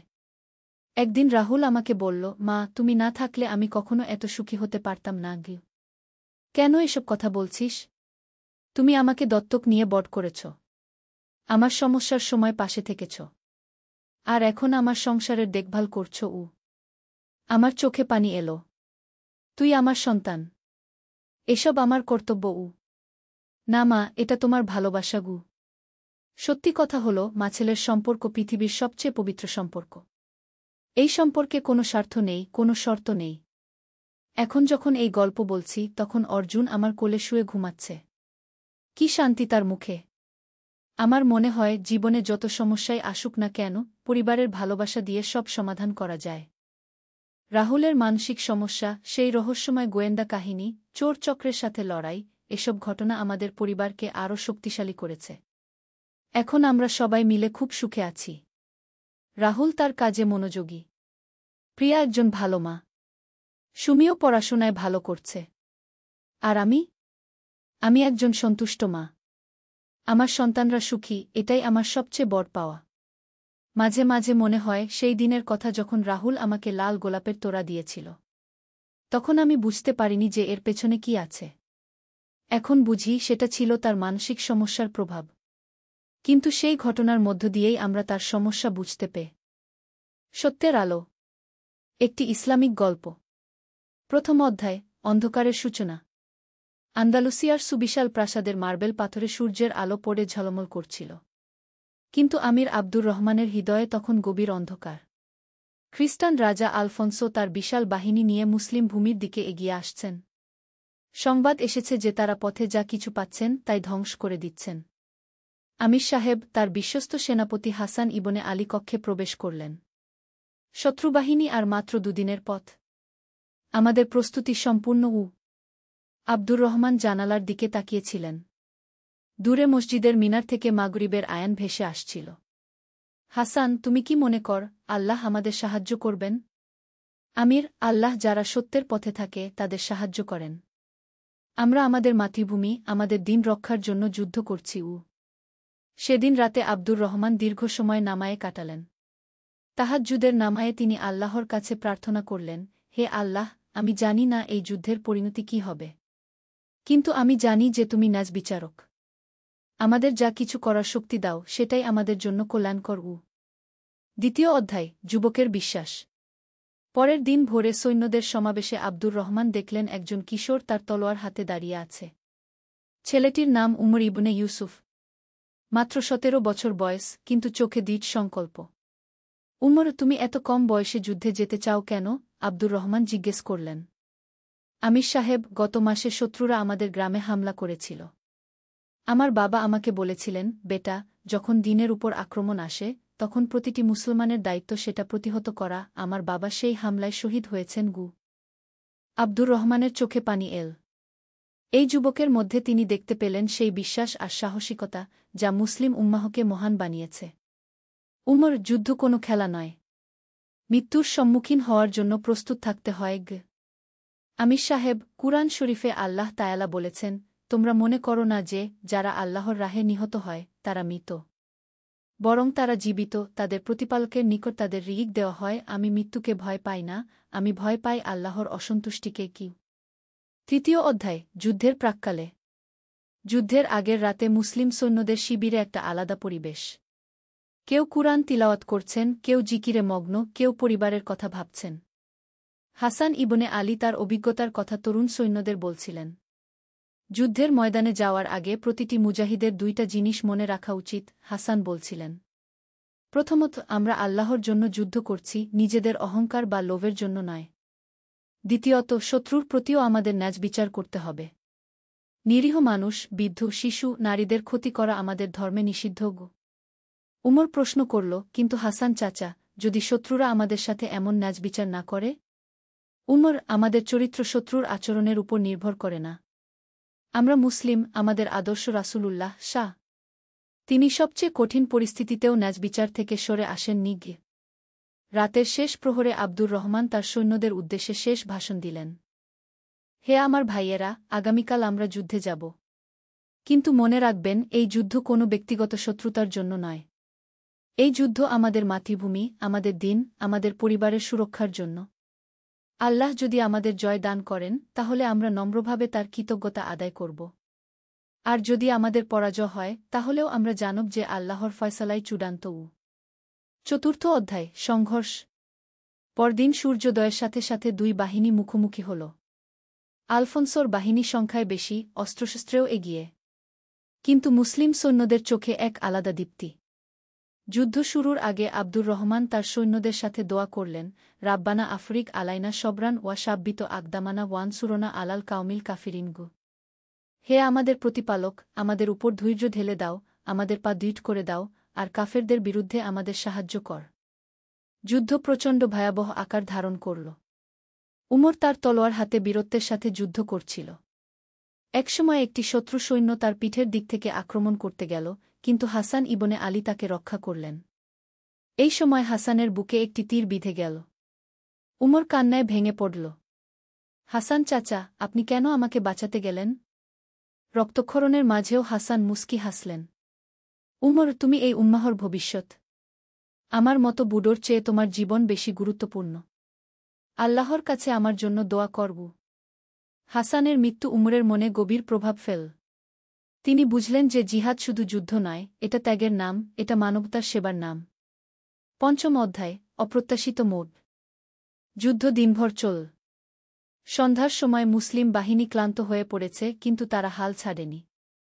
এমন সময় উমর দেখল যে শত্রুবাহিনীর একজন সৈন্য আহত অবস্থায় পড়ে আছে। সে একটা খ্রিস্টান সৈন্য, কিন্তু তার অবস্থা খুবই খারাপ। উমর দ্বিধায় পড়ে গেল। এটা তার শত্রু, কিন্তু তার মানবিক দায়িত্ব কি? তার মনে পড়ে গেল হাসানের কথা, নিরীহ মানুষদের ক্ষতি করা আমাদের ধর্মে নিষিদ্ধ। এই আহত সৈন্যটি এখন আর হুমকি নয়, সে একজন সাহায্যপ্রার্থী মানুষ। উমর তার পানির পাত্র থেকে ওই খ্রিস্টান সৈন্যকে পানি খাওয়াল এবং তার ক্ষতের উপর কাপড় বেঁধে দিল। খ্রিস্টান সৈন্যটি অবাক হয়ে জিজ্ঞেস করল, তুমি আমার শত্রু, তাহলে আমাকে সাহায্য করছ কেন? কারণ আমার ধর্ম আমাকে শেখায় যে মানবিকতা সবার উপরে, উমর উত্তর দিল। এই ঘটনা সেই খ্রিস্টান সৈন্যের মনে গভীর প্রভাব ফেল। তার নাম ছিল পেড্রো। তিনি কখনো ভাবেননি যে তার শত্রুরা এত উদার মানসিকতার হতে পারে। ষষ্ঠ অধ্যায়, সন্ধির প্রস্তাব। যুদ্ধ 3 দিন চলার পর উভয় পক্ষেরই অবস্থা খারাপ। রাজা আলফোন্সো বুঝতে পারলেন যে মুসলমানরা এত সহজে হার মানবে না। আর আব্দুর রহমানও দেখলেন যে তার সৈন্য সংখ্যা কমে আসছে। এমন সময় একটা অপ্রত্যাশিত ঘটনা ঘটল। যে পেড্রো উমরের কাছ থেকে সাহায্য পেয়েছিল, সে রাজা আলফোন্সোর কাছে গিয়ে বল, আপনার মাজেস্টি, এই মুসলমানরা যেমনটা আমাদের বলা হয়েছে, তারা তেমন নয়। তারা অসভ্য বা নিষ্ঠুর নয়। একজন মুসলিম যুবক আমার জীবন বাঁচিয়েছে, অথচ সে আমার শত্রু ছিল। আলফোন্সো চিন্তায় পড়ে গেলেন। তিনি যুদ্ধ চালিয়ে যেতে পারেন, কিন্তু এর ফলাফল অনিশ্চিত। উভয় পক্ষেই অনেক রক্তপাত হয়েছে। পরদিন আলফোন্সো সন্ধির প্রস্তাব পাঠালেন। আব্দুর রহমান তার পরামর্শদাতাদের সাথে বিষয়টা নিয়ে আলোচনা করলেন। আমির সাহেব, আমাদের অবস্থা খুব একটা ভালো নয়, এক সেনাপতি বলল। সন্ধি আমাদের জন্য মঙ্গলজনক হতে পারে কি? কিন্তু সন্ধির শর্ত কি? অন্য একজন প্রশ্ন করল। আব্দুর রহমান গভীরভাবে চিন্তা করলেন। তিনি জানতেন যে ইসলাম শান্তি চায়, যুদ্ধ নয়। কুরআনেই বলা আছে, যদি তারা শান্তির দিকে ঝুঁকে পড়ে, তাহলে তুমিও সেদিকে ঝুঁকে পড়ো। সপ্তম অধ্যায়, শান্তির আলো। সন্ধির আলোচনা হল। আলফোন্সো প্রস্তাব করলেন যে তিনি মুসলিম ভূমিতে আক্রমণ বন্ধ করবেন, বিনিময়ে আব্দুর রহমান কিছু ভূমি ছেড়ে দেবেন। কিন্তু আব্দুর রহমান একটা শর্ত রাখলেন, রাজা আলফোন্সো, আমি আপনার প্রস্তাবে রাজি। তবে একটা শর্ত আছে। যেসব মুসলিম ওই অঞ্চলে থাকবে, তাদের ধর্ম পালনের স্বাধীনতা থাকতে হবে। তাদের মসজিদ, তাদের স্কুল, তাদের সম্পত্তি, সব নিরাপদ থাকতে হবে। আলফোন্সো রাজি হয়ে গেলেন। তিনি বুঝতে পেরেছিলেন যে মুসলমানরা শুধু যোদ্ধা নয়, তারা সভ্যতার বাহকও। সন্ধি স্বাক্ষরের দিন উমর আব্দুর রহমানকে জিজ্ঞেস করল, আমির সাহেব, আমরা কি হেরে গেলাম? আব্দুর রহমান মুস্কি হেসে বললেন, উমর, জয়পরাজয় শুধু যুদ্ধক্ষেত্রে মাপা হয় না। আমরা আমাদের সম্মান রক্ষা করেছি। আমরা প্রমাণ করেছি যে মুসলমানরা কাপুরুষ নয়। আর সবচেয়ে বড় কথা, আমরা শান্তি এনেছি। আর শান্তি সবসময় যুদ্ধের চেয়ে শ্রেয়। অষ্টম অধ্যায়, বিজয়ের প্রকৃত অর্থ। সন্ধির পর উমর এক অদ্ভুত শান্তি অনুভব করল। যুদ্ধের সময় সে শুধু শত্রুকে পরাজিত করার কথা ভেবেছিল। কিন্তু এখন সে বুঝতে পারছিল যে ইসলামের প্রকৃত জয় অন্য কিছুতে। কয়েকদিন পর উমর দেখল যে পেড্রো তাকে খুঁজতে এসেছে। পেড্রো তার হাতে একটা বই নিয়ে এসেছিল। উমর, আমি তোমার ধর্ম সম্পর্কে জানতে চাই, পেড্রো বলল। তুমি আমাকে যেভাবে সাহায্য করেছ, সেটা আমার মনে গভীর প্রভাব ফেলেছে। আমি বুঝতে চাই কোন ধর্ম মানুষকে এত উদার বানায়। উমর পেড্রোকে ইসলাম সম্পর্কে বলতে শুরু করল। সে বল আল্লাহর একত্ব, রাসূলের জীবনী, ইসলামের মানবিক মূল্যবোধ, সামাজিক ন্যায়বিচারের কথা। কিন্তু তোমরা তো আমাদের সাথে যুদ্ধ করেছ, পেড্রো প্রশ্ন করল। পেড্রো ভাই, আমরা যুদ্ধ করেছি আমাদের আত্মরক্ষার জন্য। আমাদের ধর্মে বলা আছে যে অন্যায়ের প্রতিবাদ করা প্রতিটি মুসলমানের দায়িত্ব। কিন্তু আমরা কখনো আগ্রাসী যুদ্ধ চাই না।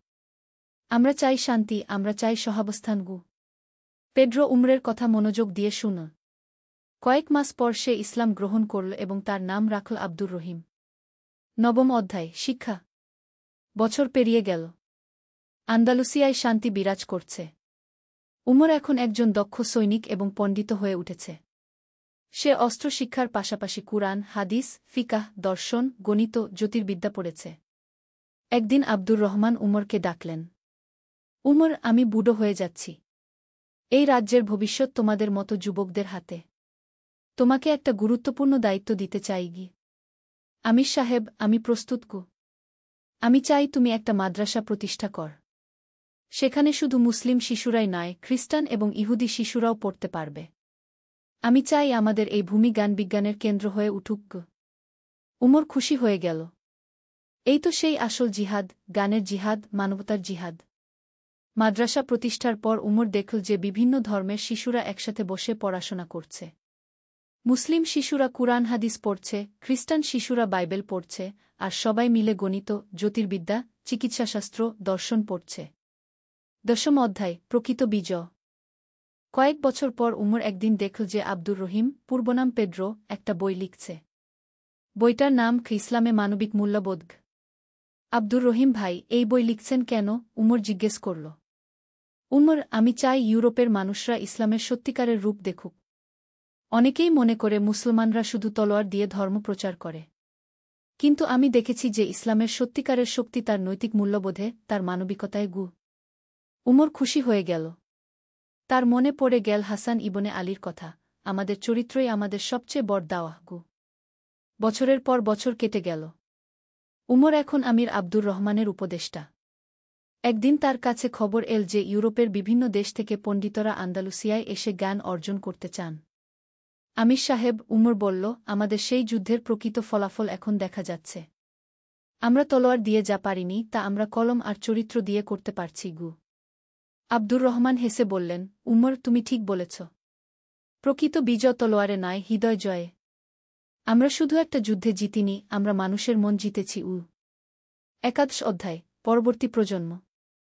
২০ বছর পর উমর এখন নিজেই একজন বিজ্ঞ শাসক।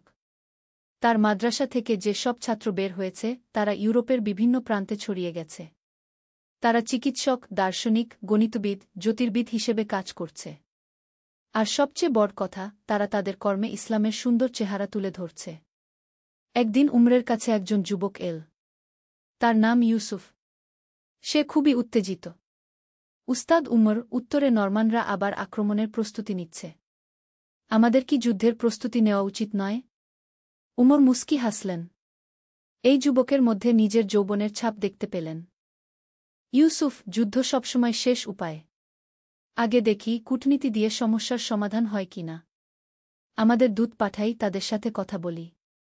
হয়তো কোনো ভুল বুঝাবুঝি আছে। কিন্তু উস্তাদ, তারা যদি আক্রমণ করেই ফেলে? তাহলে আমরা প্রতিরোধ করব। কিন্তু আমাদের উদ্দেশ্য হবে আত্মরক্ষা, ধ্বংস নয়। আর যুদ্ধ শেষে আমাদের ব্যবহার এমন হতে হবে যেন শত্রু আমাদের সম্মান করে। ইউসুফ চিন্তায় পড়ে গেল। উস্তাদ, এত উদারতা দেখিয়ে আমরা কি দুর্বল মনে হচ্ছি না? ইউসুফ, প্রকৃত শক্তি অন্যকে ক্ষমা করার ক্ষমতায়। যে ব্যক্তি রাগ থাকা সত্ত্বেও ক্ষমা করতে পারে সেই প্রকৃত বীর। রাসূলুল্লাহ মক্কা বিজয়ের দিন তার সব শত্রুকে ক্ষমা করে দিয়েছিলেন। ফলাফল, তারাই পরবর্তীতে ইসলামের সবচেয়ে বড় সহায়ক হয়েছিল। দ্বাদশ অধ্যায়, প্রজ্ঞার বিজয়। দূত পাঠানোর পর জানা গেল যে নরমানদের সাথে একটা ব্যবসায়িক বিরোধ ছিল। তারা মনে করছিল মুসলিম ব্যবসায়ীরা তাদের সাথে অন্যায় করেছে। উমর তদন্ত করে দেখলেন যে সত্যিই কিছু মুসলিম ব্যবসায়ী অসৎ আচরণ করেছে। উমর সাথে সাথে সেই ব্যবসায়ীদের শাস্তি দিলেন এবং নরমানদের ক্ষতিপূরণ দিলেন। এই ন্যায়বিচার দেখে নরমান নেতা অভিভূত হয়ে গেলেন। আমি ভেবেছিলাম আপনারা আপনাদের লোকদের পক্ষেই থাকবেন, নরমান নেতা বললেন। আমাদের ধর্মে ন্যায়বিচার সবার উপরে। আমরা আমাদের লোক হোক বা পর হোক সত্যের পক্ষে থাকি, উমর উত্তর দিলেন। এই ঘটনার পর নরমানদের সাথে মুসলমানদের সম্পর্ক আরও মজবুত হয়ে গেল। যুদ্ধের বদলে শান্তি, শত্রুতার বদলে বন্ধুত্ব। ত্রয়োদশ অধ্যায়, শেষ যুদ্ধ। কিন্তু জীবনে সব সময় শান্তি থাকে না। উমরের ৫০ বছর বয়সে এক নতুন হুমকি এল। পূর্ব দিক থেকে একদল দুর্বৃত্ত দস্যু নিয়মিত গ্রামে হামলা করতে শুরু করল। তারা কোন ধর্ম মানে না, কোনো নৈতিকতা মানে না, শুধু লুটপাট আর ধ্বংসজ্ঞ। এবার আর কূটনীতির কোনো উপায় ছিল না। উমর বাধ্য হয়ে যুদ্ধের প্রস্তুতি নিলেন। কিন্তু এই যুদ্ধেও তিনি তার নৈতিক আদর্শ বজায় রাখলেন। যুদ্ধের আগে তিনি তার সৈন্যদের উদ্দেশ্যে বললেন, আমরা এই দস্যুদের বিরুদ্ধে যুদ্ধ করছি নিরীহ মানুষদের রক্ষার জন্য। কিন্তু মনে রাখবেন, যুদ্ধের ময়দানেও আমাদের মানবিকতা হারানো যাবে না। যে আত্মসমর্পণ করবে তাকে হত্যা করা যাবে না। যে পালিয়ে যাবে তার পিছনে তাড়া করার দরকার নেই। যুদ্ধটি খুব দ্রুত শেষ হয়ে গেল। দস্যুরা সংগঠিত বাহিনীর মুখোমুখি হতে পারল না। কিন্তু যুদ্ধ শেষে উমর একটা অদ্ভুত ঘটনা দেখলেন। দস্যু বাহিনীর নেতা, যে আত্মসমর্পণ করেছিল, সে উমরের কাছে এসে বলল, আমি আপনার মতো শত্রু আগে দেখিনি। আপনি আমাকে হত্যা করতে পারতেন, কিন্তু করেননি। কেন? কারণ তুমি এখন আর হুমকি নও। আর আমার ধর্ম অপ্রয়োজনীয় রক্তপাত নিষিদ্ধ করে কি? দস্যু নেতা গভীরভাবে চিন্তা করল। আমি সারা জীবন শুধু নিষ্ঠুরতা দেখেছি। আপনার মতো মানুষের অস্তিত্বে আমার বিশ্বাস ছিল না। আপনি আমাকে একটা নতুন পথ দেখালেন। কয়েক মাস পর সেই প্রাক্তন দস্যু নেতা মুসলমান হয়ে গেল এবং সমাজসেবায় নিজেকে নিয়োজিত করল। চতুর্দশ অধ্যায়, প্রজ্ঞার উপদেশ। উমর এখন একজন বৃদ্ধ মানুষ। তার চুল সাদা হয়ে গেছে, কিন্তু চোখে এখনও সেই তারুণ্যের আগুন। তার চারপাশে জড়ো হয়েছে নতুন প্রজন্মের যুবকরা। একদিন এক যুবক তাকে জিজ্ঞেস করল, উস্তাদ উমর, আপনি এত যুদ্ধ দেখেছেন, জিহাদের প্রকৃত অর্থ কি? উমর একটু ভেবে বললেন, বেটা, জিহাদ মানে সংগ্রাম। আর এই সংগ্রাম কয়েক ধরনের। প্রথমত, নিজের মন থেকে খারাপ গুণাবলী দূর করার সংগ্রাম, এটা জিহাদুন নফস। দ্বিতীয়ত, সমাজ থেকে অন্যায় অবিচার দূর করার সংগ্রাম। তৃতীয়ত, জ্ঞান অর্জন ও প্রচারের সংগ্রাম। আর সবশেষে, যখন আর কোনো উপায় থাকে না, তখন আত্মরক্ষার জন্য অস্ত্র হাতে নেওয়ার সংগ্রাম। কিন্তু উস্তাদ, কোনটা সবচেয়ে গুরুত্বপূর্ণ? প্রথমটা। যে ব্যক্তি নিজের মনকে জয় করতে পারে না, সে অন্য কোনো জিহাদে সফল হতে পারে না। রাসূলুল্লাহ সা বলেছেন, আমরা ছোট জিহাদ, যুদ্ধ থেকে ফিরে বড় জিহাদের, আত্মশুদ্ধির দিকে যাচ্ছি। অন্য একজন যুবক প্রশ্ন করল, তাহলে কি যুদ্ধ একেবারেই খারাপ? না বেটা। অন্যায়ের বিরুদ্ধে প্রতিরোধ কখনো খারাপ নয়। কিন্তু যুদ্ধ করার আগে দেখতে হয় সেটা সত্যিই প্রয়োজনীয় কিনা। যুদ্ধের সময় দেখতে হয় আমরা ন্যায়ের পথে আছি কিনা। আর যুদ্ধের পরে দেখতে হয় আমাদের জয় মানবতার কল্যাণে আসছে কিনা। পঞ্চদশ অধ্যায়, উত্তরাধিকার। উমর তার শেষ দিনগুলিতে একটি বই লিখতে শুরু করলেন। বইটির নাম দিলেন জিহাদের প্রকৃত অর্থ। সেই বইতে তিনি লিখলেন, আমার প্রিয় ভাইয়েরা, আমি এই দীর্ঘ জীবনে অনেক যুদ্ধ দেখেছি, অনেক সংঘাত দেখেছি। কিন্তু আমি যা শিখেছি তা হল, প্রকৃত জিহাদ আসলে শান্তি প্রতিষ্ঠার জন্য। আমরা যুদ্ধ করি যেন পরবর্তী প্রজন্মকে যুদ্ধ করতে না হয়। ইসলাম শান্তির ধর্ম। আমরা অস্ত্র হাতে নেই শুধুমাত্র নিরীহ মানুষদের রক্ষা করার জন্য, অত্যাচারীদের থামানোর জন্য। কিন্তু আমাদের সবচেয়ে শক্তিশালী অস্ত্র হল আমাদের চরিত্র, আমাদের জ্ঞান, আমাদের ন্যায়বিচার। যখন একজন অমুসলিম আমাদের ন্যায়বিচার দেখে ইসলাম গ্রহণ করে, সেটা হাজারো তলোয়ারের চেয়ে বড় বিজয়। যখন আমাদের জ্ঞান-বিজ্ঞান পৃথিবীতে কল্যাণ নিয়ে আসে, সেটা যে কোনো যুদ্ধজয়ের চেয়ে মহান। আমার উত্তরসূরিদের কাছে আমার অনুরোধ, তোমরা শক্তিশালী হও, কিন্তু অন্যায়কারী হজো না। তোমরা সাহসী হও, কিন্তু নিষ্ঠুর হজো না।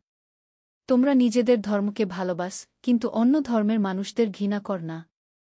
মনে রাখবে, আল্লাহ তায়ালা বলেছেন, তোমাদের মধ্যে যারা ঈমান আনে এবং সৎকাজ করে, তারাই পৃথিবীর উত্তরাধিকারী হবে। এই উত্তরাধিকারিত্ব অর্জন হয় তলোয়ারের জোরে নয়, চরিত্রের জোরে। কি? ষোড়শ অধ্যায়, শেষ নিঃশ্বাস। উমরের মৃত্যুর আগের দিন তার বিছানার পাশে এসে বসলেন আব্দুর রহিম, প্রাক্তন পেড্রো। দুই বন্ধু দীর্ঘ সময় নীরবে বসে রইলেন। উমর ভাই, আব্দুর রহিম বললেন, আপনি আমার জীবন বদলে দিয়েছেন। কিন্তু শুধু আমার নয়, এই অঞ্চলের হাজার হাজার মানুষের জীবন বদলে দিয়েছেন। উমর দুর্বল কণ্ঠে বললেন, আব্দুর রহিম ভাই, আমি কিছুই করিনি। আল্লাহই সব করেছেন। তিনি আমাকে দিয়ে তার কাজ করিয়ে নিয়েছেন গু। আপনি কি মনে করেন আমরা সফল হয়েছি? উমর জানালার দিকে তাকালেন। বাইরে বিভিন্ন ধর্মের শিশুরা একসাথে খেলছে। মুসলিম, খ্রিস্টান, ইহুদি শিশুরা কোনো ভেদাভেদ ছাড়াই। দেখুন আব্দুর রহিম ভাই, ওই শিশুদের। তারাই আমাদের সবচেয়ে বড় সাফল্য। আমরা তাদের জন্য একটা শান্তিপূর্ণ পৃথিবী রেখে যেতে পেরেছি। তারা বড় হবে ভালোবাসায়, বিদ্বেষে নয় গু। সেই রাতে উমর শেষবারের মতো তাহাজ্জুদের নামায় পড়লেন। সিজদায় গিয়ে তিনি দোয়া করলেন, হে আল্লাহ, আমি তোমার কাছে ক্ষমা চাই। আমার জীবনের যত ভুল ত্রুটি সব মাফ করে দাও। আমি যদি কারো কোনো ক্ষতি করে থাকি তাও মাফ করে দাও। আর আমার পরবর্তী প্রজন্মকে সঠিক পথে রেখো গো। পরদিন ফজরের নামায়ের পর উমর ইবনে ইউসুফ শেষ নিঃশ্বাস ত্যাগ করলেন। তার মুখে ছিল গভীর শান্তির হাসি। সমাপ্তি। অনন্তকালের গল্প। উমরের জানায়ায় হাজার হাজার মানুষ এসেছিল। শুধু মুসলিম নয়, খ্রিস্টান, ইহুদি, এমনকি অন্য ধর্মের মানুষরাও। সবার চোখে পানি। এক খ্রিস্টান বৃদ্ধ বলছিলেন, উমর আমাদের শিখিয়েছেন যে ধর্ম মানুষকে পরস্পরের শত্রু বানায় না, মানুষের সংকীর্ণতায় শত্রুতা সৃষ্টি করে কি। এক ইহুদি পণ্ডিত বলছিলেন, আমি উমরের কাছ থেকে শিখেছি যে সত্যিকারের ধর্মীয় ব্যক্তি সবার সাথে ন্যায়বিচার করেন ঘু। আর এক মুসলিম যুবক বলছিল, উমর চাচা আমাদের দেখিয়েছেন যে জিহাদের প্রকৃত অর্থ হল মানবতার সেবা গু। উমরের কবরের উপর লেখা হয়েছিল, এখানে শুয়ে আছেন উমর ইবনে ইউসুফ, যিনি তলোয়ার তুলেছিলেন সত্যের পক্ষে, কিন্তু জিতেছিলেন হৃদয়ের শক্তিতে। যিনি যুদ্ধ করেছিলেন শান্তির জন্য এবং শত্রুদের বানিয়েছিলেন বন্ধু। আল্লাহ তাকে জান্নাতুল ফিরদাউস নসিব করুন গো।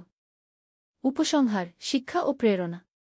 এই গল্পের মধ্য দিয়ে আমরা শিখতে পারি। ১. জিহাদের প্রকৃত অর্থ। জিহাদ মানে শুধু যুদ্ধ নয়, বরং সত্য ও ন্যায়ের পক্ষে সংগ্রাম। ২. চরিত্রের শক্তি। অস্ত্রের চেয়ে চরিত্রের শক্তি বেশি প্রভাবশালী। ৩. মানবিকতা। যুদ্ধের মধ্যেও মানবিকতা বজায় রাখা সম্ভব এবং প্রয়োজনীয়। ৪. ক্ষমার মাহাত্ম্য। ক্ষমা করার মধ্যেই প্রকৃত শক্তি নিহিত। ৫. শান্তির মূল্য। যুদ্ধ করি শান্তি প্রতিষ্ঠার জন্য, ধ্বংসের জন্য নয়। ৬. সহাবস্থান। বিভিন্ন ধর্মের মানুষ একসাথে শান্তিতে বসবাস করতে পারে। ৭. জ্ঞানের গুরুত্ব। শিক্ষা ও জ্ঞানী মানুষের প্রকৃত মুক্তি। উমরের গল্প আজও প্রাসঙ্গিক। আজকের যুগেও আমাদের সবচেয়ে বড় জিহাদ হল অজ্ঞতা, কুসংস্কার, অন্যায় এবং বিদ্বেষের বিরুদ্ধে সংগ্রাম।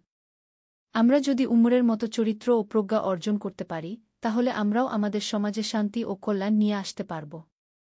আল্লাহ আমাদের সবাইকে সঠিক পথে চলার তৌফিক দান করুন। আমিন। গল্পের সমাপ্তি। আল্লাহর রহমত। একটি ইসলামিক গল্প। প্রথম অধ্যায়, হারিয়ে যাওয়া পথ। অনেক বছর আগের কথা। দামেস্কের কাছে একটি ছোট্ট গ্রামে ইব্রাহিম নামে এক যুবক বাস করত। সে ছিল একজন দক্ষ কামার। তার হাতের কাজে ছিল এক অদ্ভুত জাদু, যে কোনো ভাঙা জিনিস সে ঠিক করে দিতে পারত। কিন্তু ইব্রাহিমের মনের গভীরে একটা শূন্যতা ছিল যা কোনো কিছুতেই পূরণ হতো না। ইব্রাহিমের বাবা-মা ছোটবেলায় মারা গিয়েছিল। সে একা একাই বড় হয়েছে। গ্রামের মসজিদে নামাজ পড়ত ঠিকই, কিন্তু তার হৃদয়ে আল্লাহর প্রতি সেই গভীর ভালোবাসা তখনও জন্ম নেয়নি। সে শুধু অভ্যাসবশত ধর্মীয় কাজকর্ম করত। একদিন সকালে ইব্রাহিমের কামারশালায় এক রহস্যময় বৃদ্ধ লোক এল। তার চোখে ছিল এক অদ্ভুত জ্যোতি, যেন সে অনেক কিছু দেখেছে, অনেক কিছু জানে। বৃদ্ধ লোকটি একটি পুরানো তরবারি এনেছিল যার ফলা সম্পূর্ণ ভেঙে গিয়েছিল। বেটা, এই তরবারিটা ঠিক করতে পারবে? বৃদ্ধ লোক জিজ্ঞেস করল। ইব্রাহিম তরবারিটা হাতে নিয়ে দেখল। এটা একটা সাধারণ তরবারি নয়। এর হাতলে আরবি ক্যালিগ্রাফিতে কিছু লেখা ছিল যা সে পড়তে পারছিল না। এটা খুবই পুরানো মনে হচ্ছে, ইব্রাহিম বলল। হ্যাঁ, আমি ঠিক করতে পারব। তবে সময় লাগবে গু। বৃদ্ধ লোক হাসল। সময়ের কোনো তাড়া নেই বেটা। তবে মনে রেখো, এই তরবারি শুধু একটি অস্ত্র নয়। এর সাথে জড়িয়ে আছে এক মহান ইতিহাস। কি ইতিহাস? ইব্রাহিম কৌতূহলী হয়ে জিজ্ঞেস করল। তা জানতে হলে তোমাকে একটি যাত্রায় যেতে হবে, বৃদ্ধ লোক বলল। তুমি কি প্রস্তুত? ইব্রাহিম একটু ভাবল। তার জীবন একঘেয়ে হয়ে গিয়েছিল। প্রতিদিন একই কাজ, একই রুটিন। হয়তো একটা পরিবর্তন ভালোই হবে। আমি প্রস্তুত, সে উত্তর দিল। দ্বিতীয় অধ্যায়, আল হাকিমের খোঁজে। বৃদ্ধ লোকটি ইব্রাহিমকে বলল যে তার নাম উমর।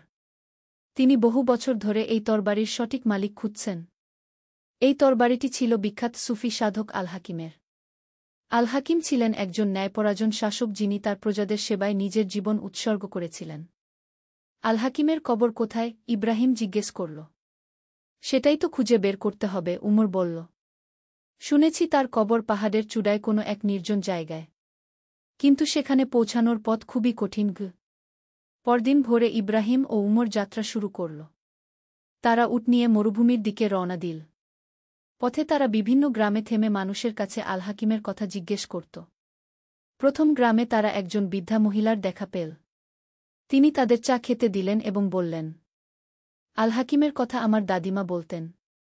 তিনি বলতেন, আল হাকিম এমন একজন মানুষ ছিলেন যিনি অন্ধকার রাতে পথ হারানো মানুষদের জন্য আলো হয়ে দাঁড়িয়েছিলেন। তার দেশে কোনো গরিব ক্ষুধার্ত থাকত না। তার কবর কোথায় আছে জানেন? উমর জিজ্ঞেস করল। বৃদ্ধা ভাবল কিছুক্ষণ। শুনেছি উত্তরের পাহাড়ে কোথাও। তবে সেখানে যাওয়ার পথে অনেক বিপদ আছে। তৃতীয় অধ্যায়, পরীক্ষার সময়। দুদিন যাত্রার পর ইব্রাহিম ও উমর একটি পাহাড়ি এলাকায় পৌঁছাল। পথ ছিল অত্যন্ত দুর্গম। তারা যখন একটি সংকীর্ণ গিরিপথ দিয়ে যাচ্ছিল, তখন হঠাৎ আকাশে কালো মেঘ জমল এবং প্রচণ্ড ঝড় শুরু হল। বৃষ্টিতে ভিজতে ভিজতে তারা একটি গুহার আশ্রয় নিল।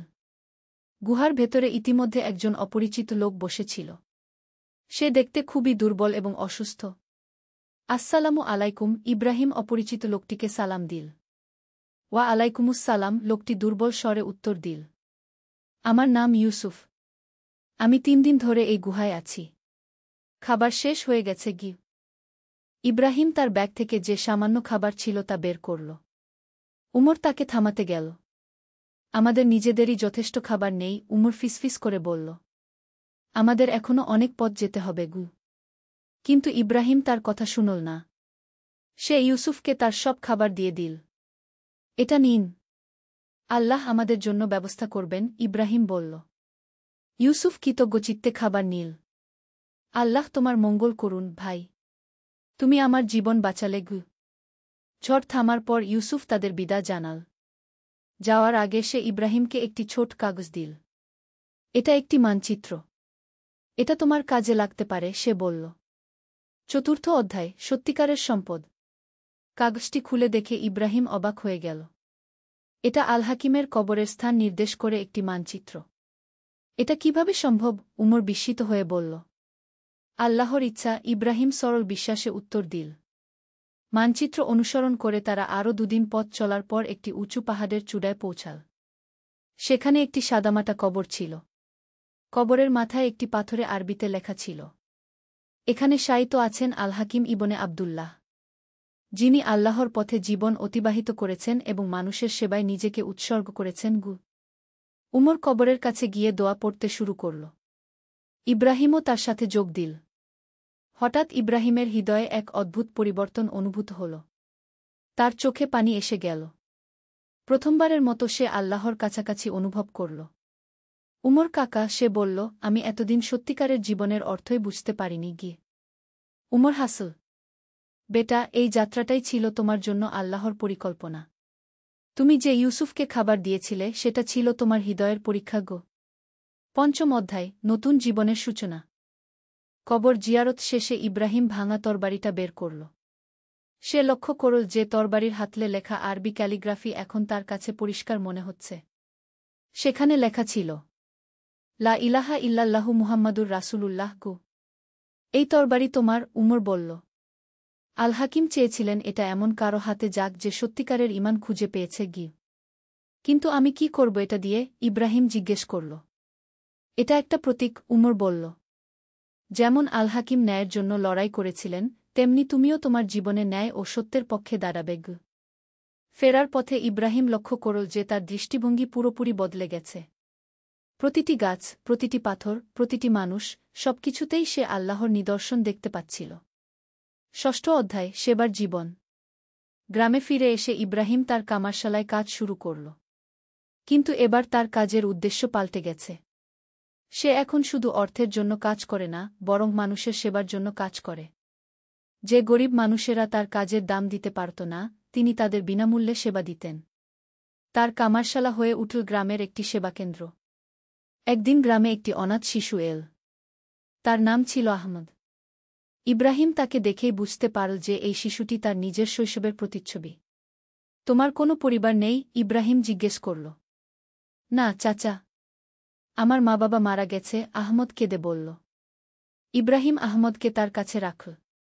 তাকে কামারের কাজ শেখাতে শুরু করল। কিন্তু সবচেয়ে বড় কথা, সে আহমদকে জীবনের প্রকৃত অর্থ শেখাতে শুরু করল। 7ম অধ্যায়, আল্লাহর রহমত। সময় গড়িয়ে গেল। ইব্রাহিম এখন গ্রামের একজন সম্মানিত ব্যক্তি। তার কামারশালার পাশেই সে একটি ছোট মক্তব স্থাপন করল, যেখানে গ্রামের শিশুরা কুরআন শিক্ষা নেয়। আহমদ এখন একজন দক্ষ কামার হয়েছে। তার হৃদয়েও ইব্রাহিমের মতোই আল্লাহর প্রতি গভীর ভালোবাসা জন্মেছে। একদিন উমর আবার এল ইব্রাহিমের কাছে। তিনি অনেক বিদ্ধ হয়ে গেছেন। বেটা, দেখছি তুমি সত্যিকারের আল হাকিম হয়ে উঠেছ, উমর বলল। না উমর কাকা, আমি শুধু আল্লাহর একজন বান্দা যে তার রহমত পেয়েছে, ইব্রাহিম বিনীতভাবে উত্তর দিল। এটাই তো আল হাকিমের মূল শিক্ষা ছিল, উমর হেসে বলল। বিনয়, সেবা এবং আল্লাহর প্রতি পূর্ণ আত্মসমর্পণ। 8ম অধ্যায়, চিরন্তন বার্তা।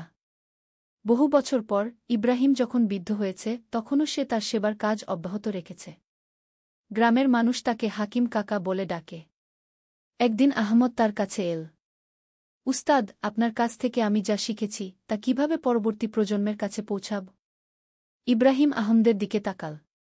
তার চোখে ছিল সেই একই জ্যোতি যা সে অনেক বছর আগে উমরের চোখে দেখেছিল। বেটা, সবচেয়ে বড় শিক্ষা হল উদাহরণ। তুমি যেভাবে জীবনযাপন করবে, মানুষ সেটাই শিখবে। আল্লাহর রাস্তায় চলো, মানুষের সেবা করো, এবং সবসময় মনে রাখবে, আমরা এই পৃথিবীতে শুধু আমানতদার। আহমদ মাথা নাড়ল। সে বুঝতে পারল যে তারও এখন দায়িত্ব হচ্ছে এই আলোকবর্তিকা পরবর্তী প্রজন্মের হাতে তুলে দেওয়া। 9ম অধ্যায়, শেষ অধ্যায় নয়, নতুন সূচনা। ইব্রাহিমের মৃত্যুর পর তার জানাজায় পুরো গ্রামের মানুষ এসেছিল। এমনকি দূরদূরান্ত থেকেও মানুষ এসেছিল। কারণ তার সেবা ও ভালোবাসার খবর চারদিকে ছড়িয়ে পড়েছিল। আহমদ এখন কামারশালা চালায়। তার পাশেও রয়েছে কয়েকজন অনাথ শিশু যাদের সে পালন করে। মক্তবটিও চলছে। সেই পুরানো তরবারিটি এখন মসজিদে রাখা আছে একটি প্রতীক হিসেবে। তার গায়ে এখন আরেকটি লাইন যোগ করা হয়েছে। সত্যিকারের জিহাদ হল নিজের অহংকারের বিরুদ্ধে এবং মানবতার সেবার জন্য। আর মানুষ যখন সেই তরবারি দেখে, তখন তারা মনে করে আল হাকিমের, ইব্রাহিমের এবং তাদের মতো হাজারো মানুষের যারা নিঃস্বার্থভাবে মানুষের সেবা করেছেন। 19ম অধ্যায়, একটি বিশেষ রাত। একদিন রাতে জয়নব তাহাজ্জুদের নামাজ পড়ছিল। হঠাৎ তার মনে একটি চিন্তা এল। সে তার দাদিমাকে জিজ্ঞেস করল, দাদিমা, আমি কি সত্যি এই বড় দায়িত্ব নিতে পারব? বৃদ্ধা মহিলা জয়নবের মাথায় হাত বুলিয়ে বললেন, বেটি, আল্লাহ যখন কাউকে কোনো দায়িত্ব দেন, তখন তিনি সেই দায়িত্ব পালনের শক্তিও দেন। তুমি শুধু চেষ্টা করো, বাকি আল্লাহর উপর ছেড়ে দাও। 20ম অধ্যায়, নারী নেতৃত্বের উদাহরণ। জয়নব এখন গ্রামের মেয়েদের জন্য একটি বিশেষ কেন্দ্র চালু করেছে। সেখানে মেয়েরা শুধু কামারের কাজই নয়, বরং সেলাই, রান্না, কুরআন তিলাওয়াত এবং হাদিস শিক্ষা নেয়।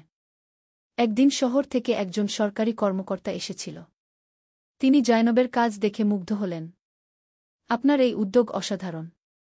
সরকার চায় এরকম কেন্দ্র আরও জায়গা চালু করতে। স্যার, আমার উদ্দেশ্য টাকা পয়সা নয়, জয়নব বলল।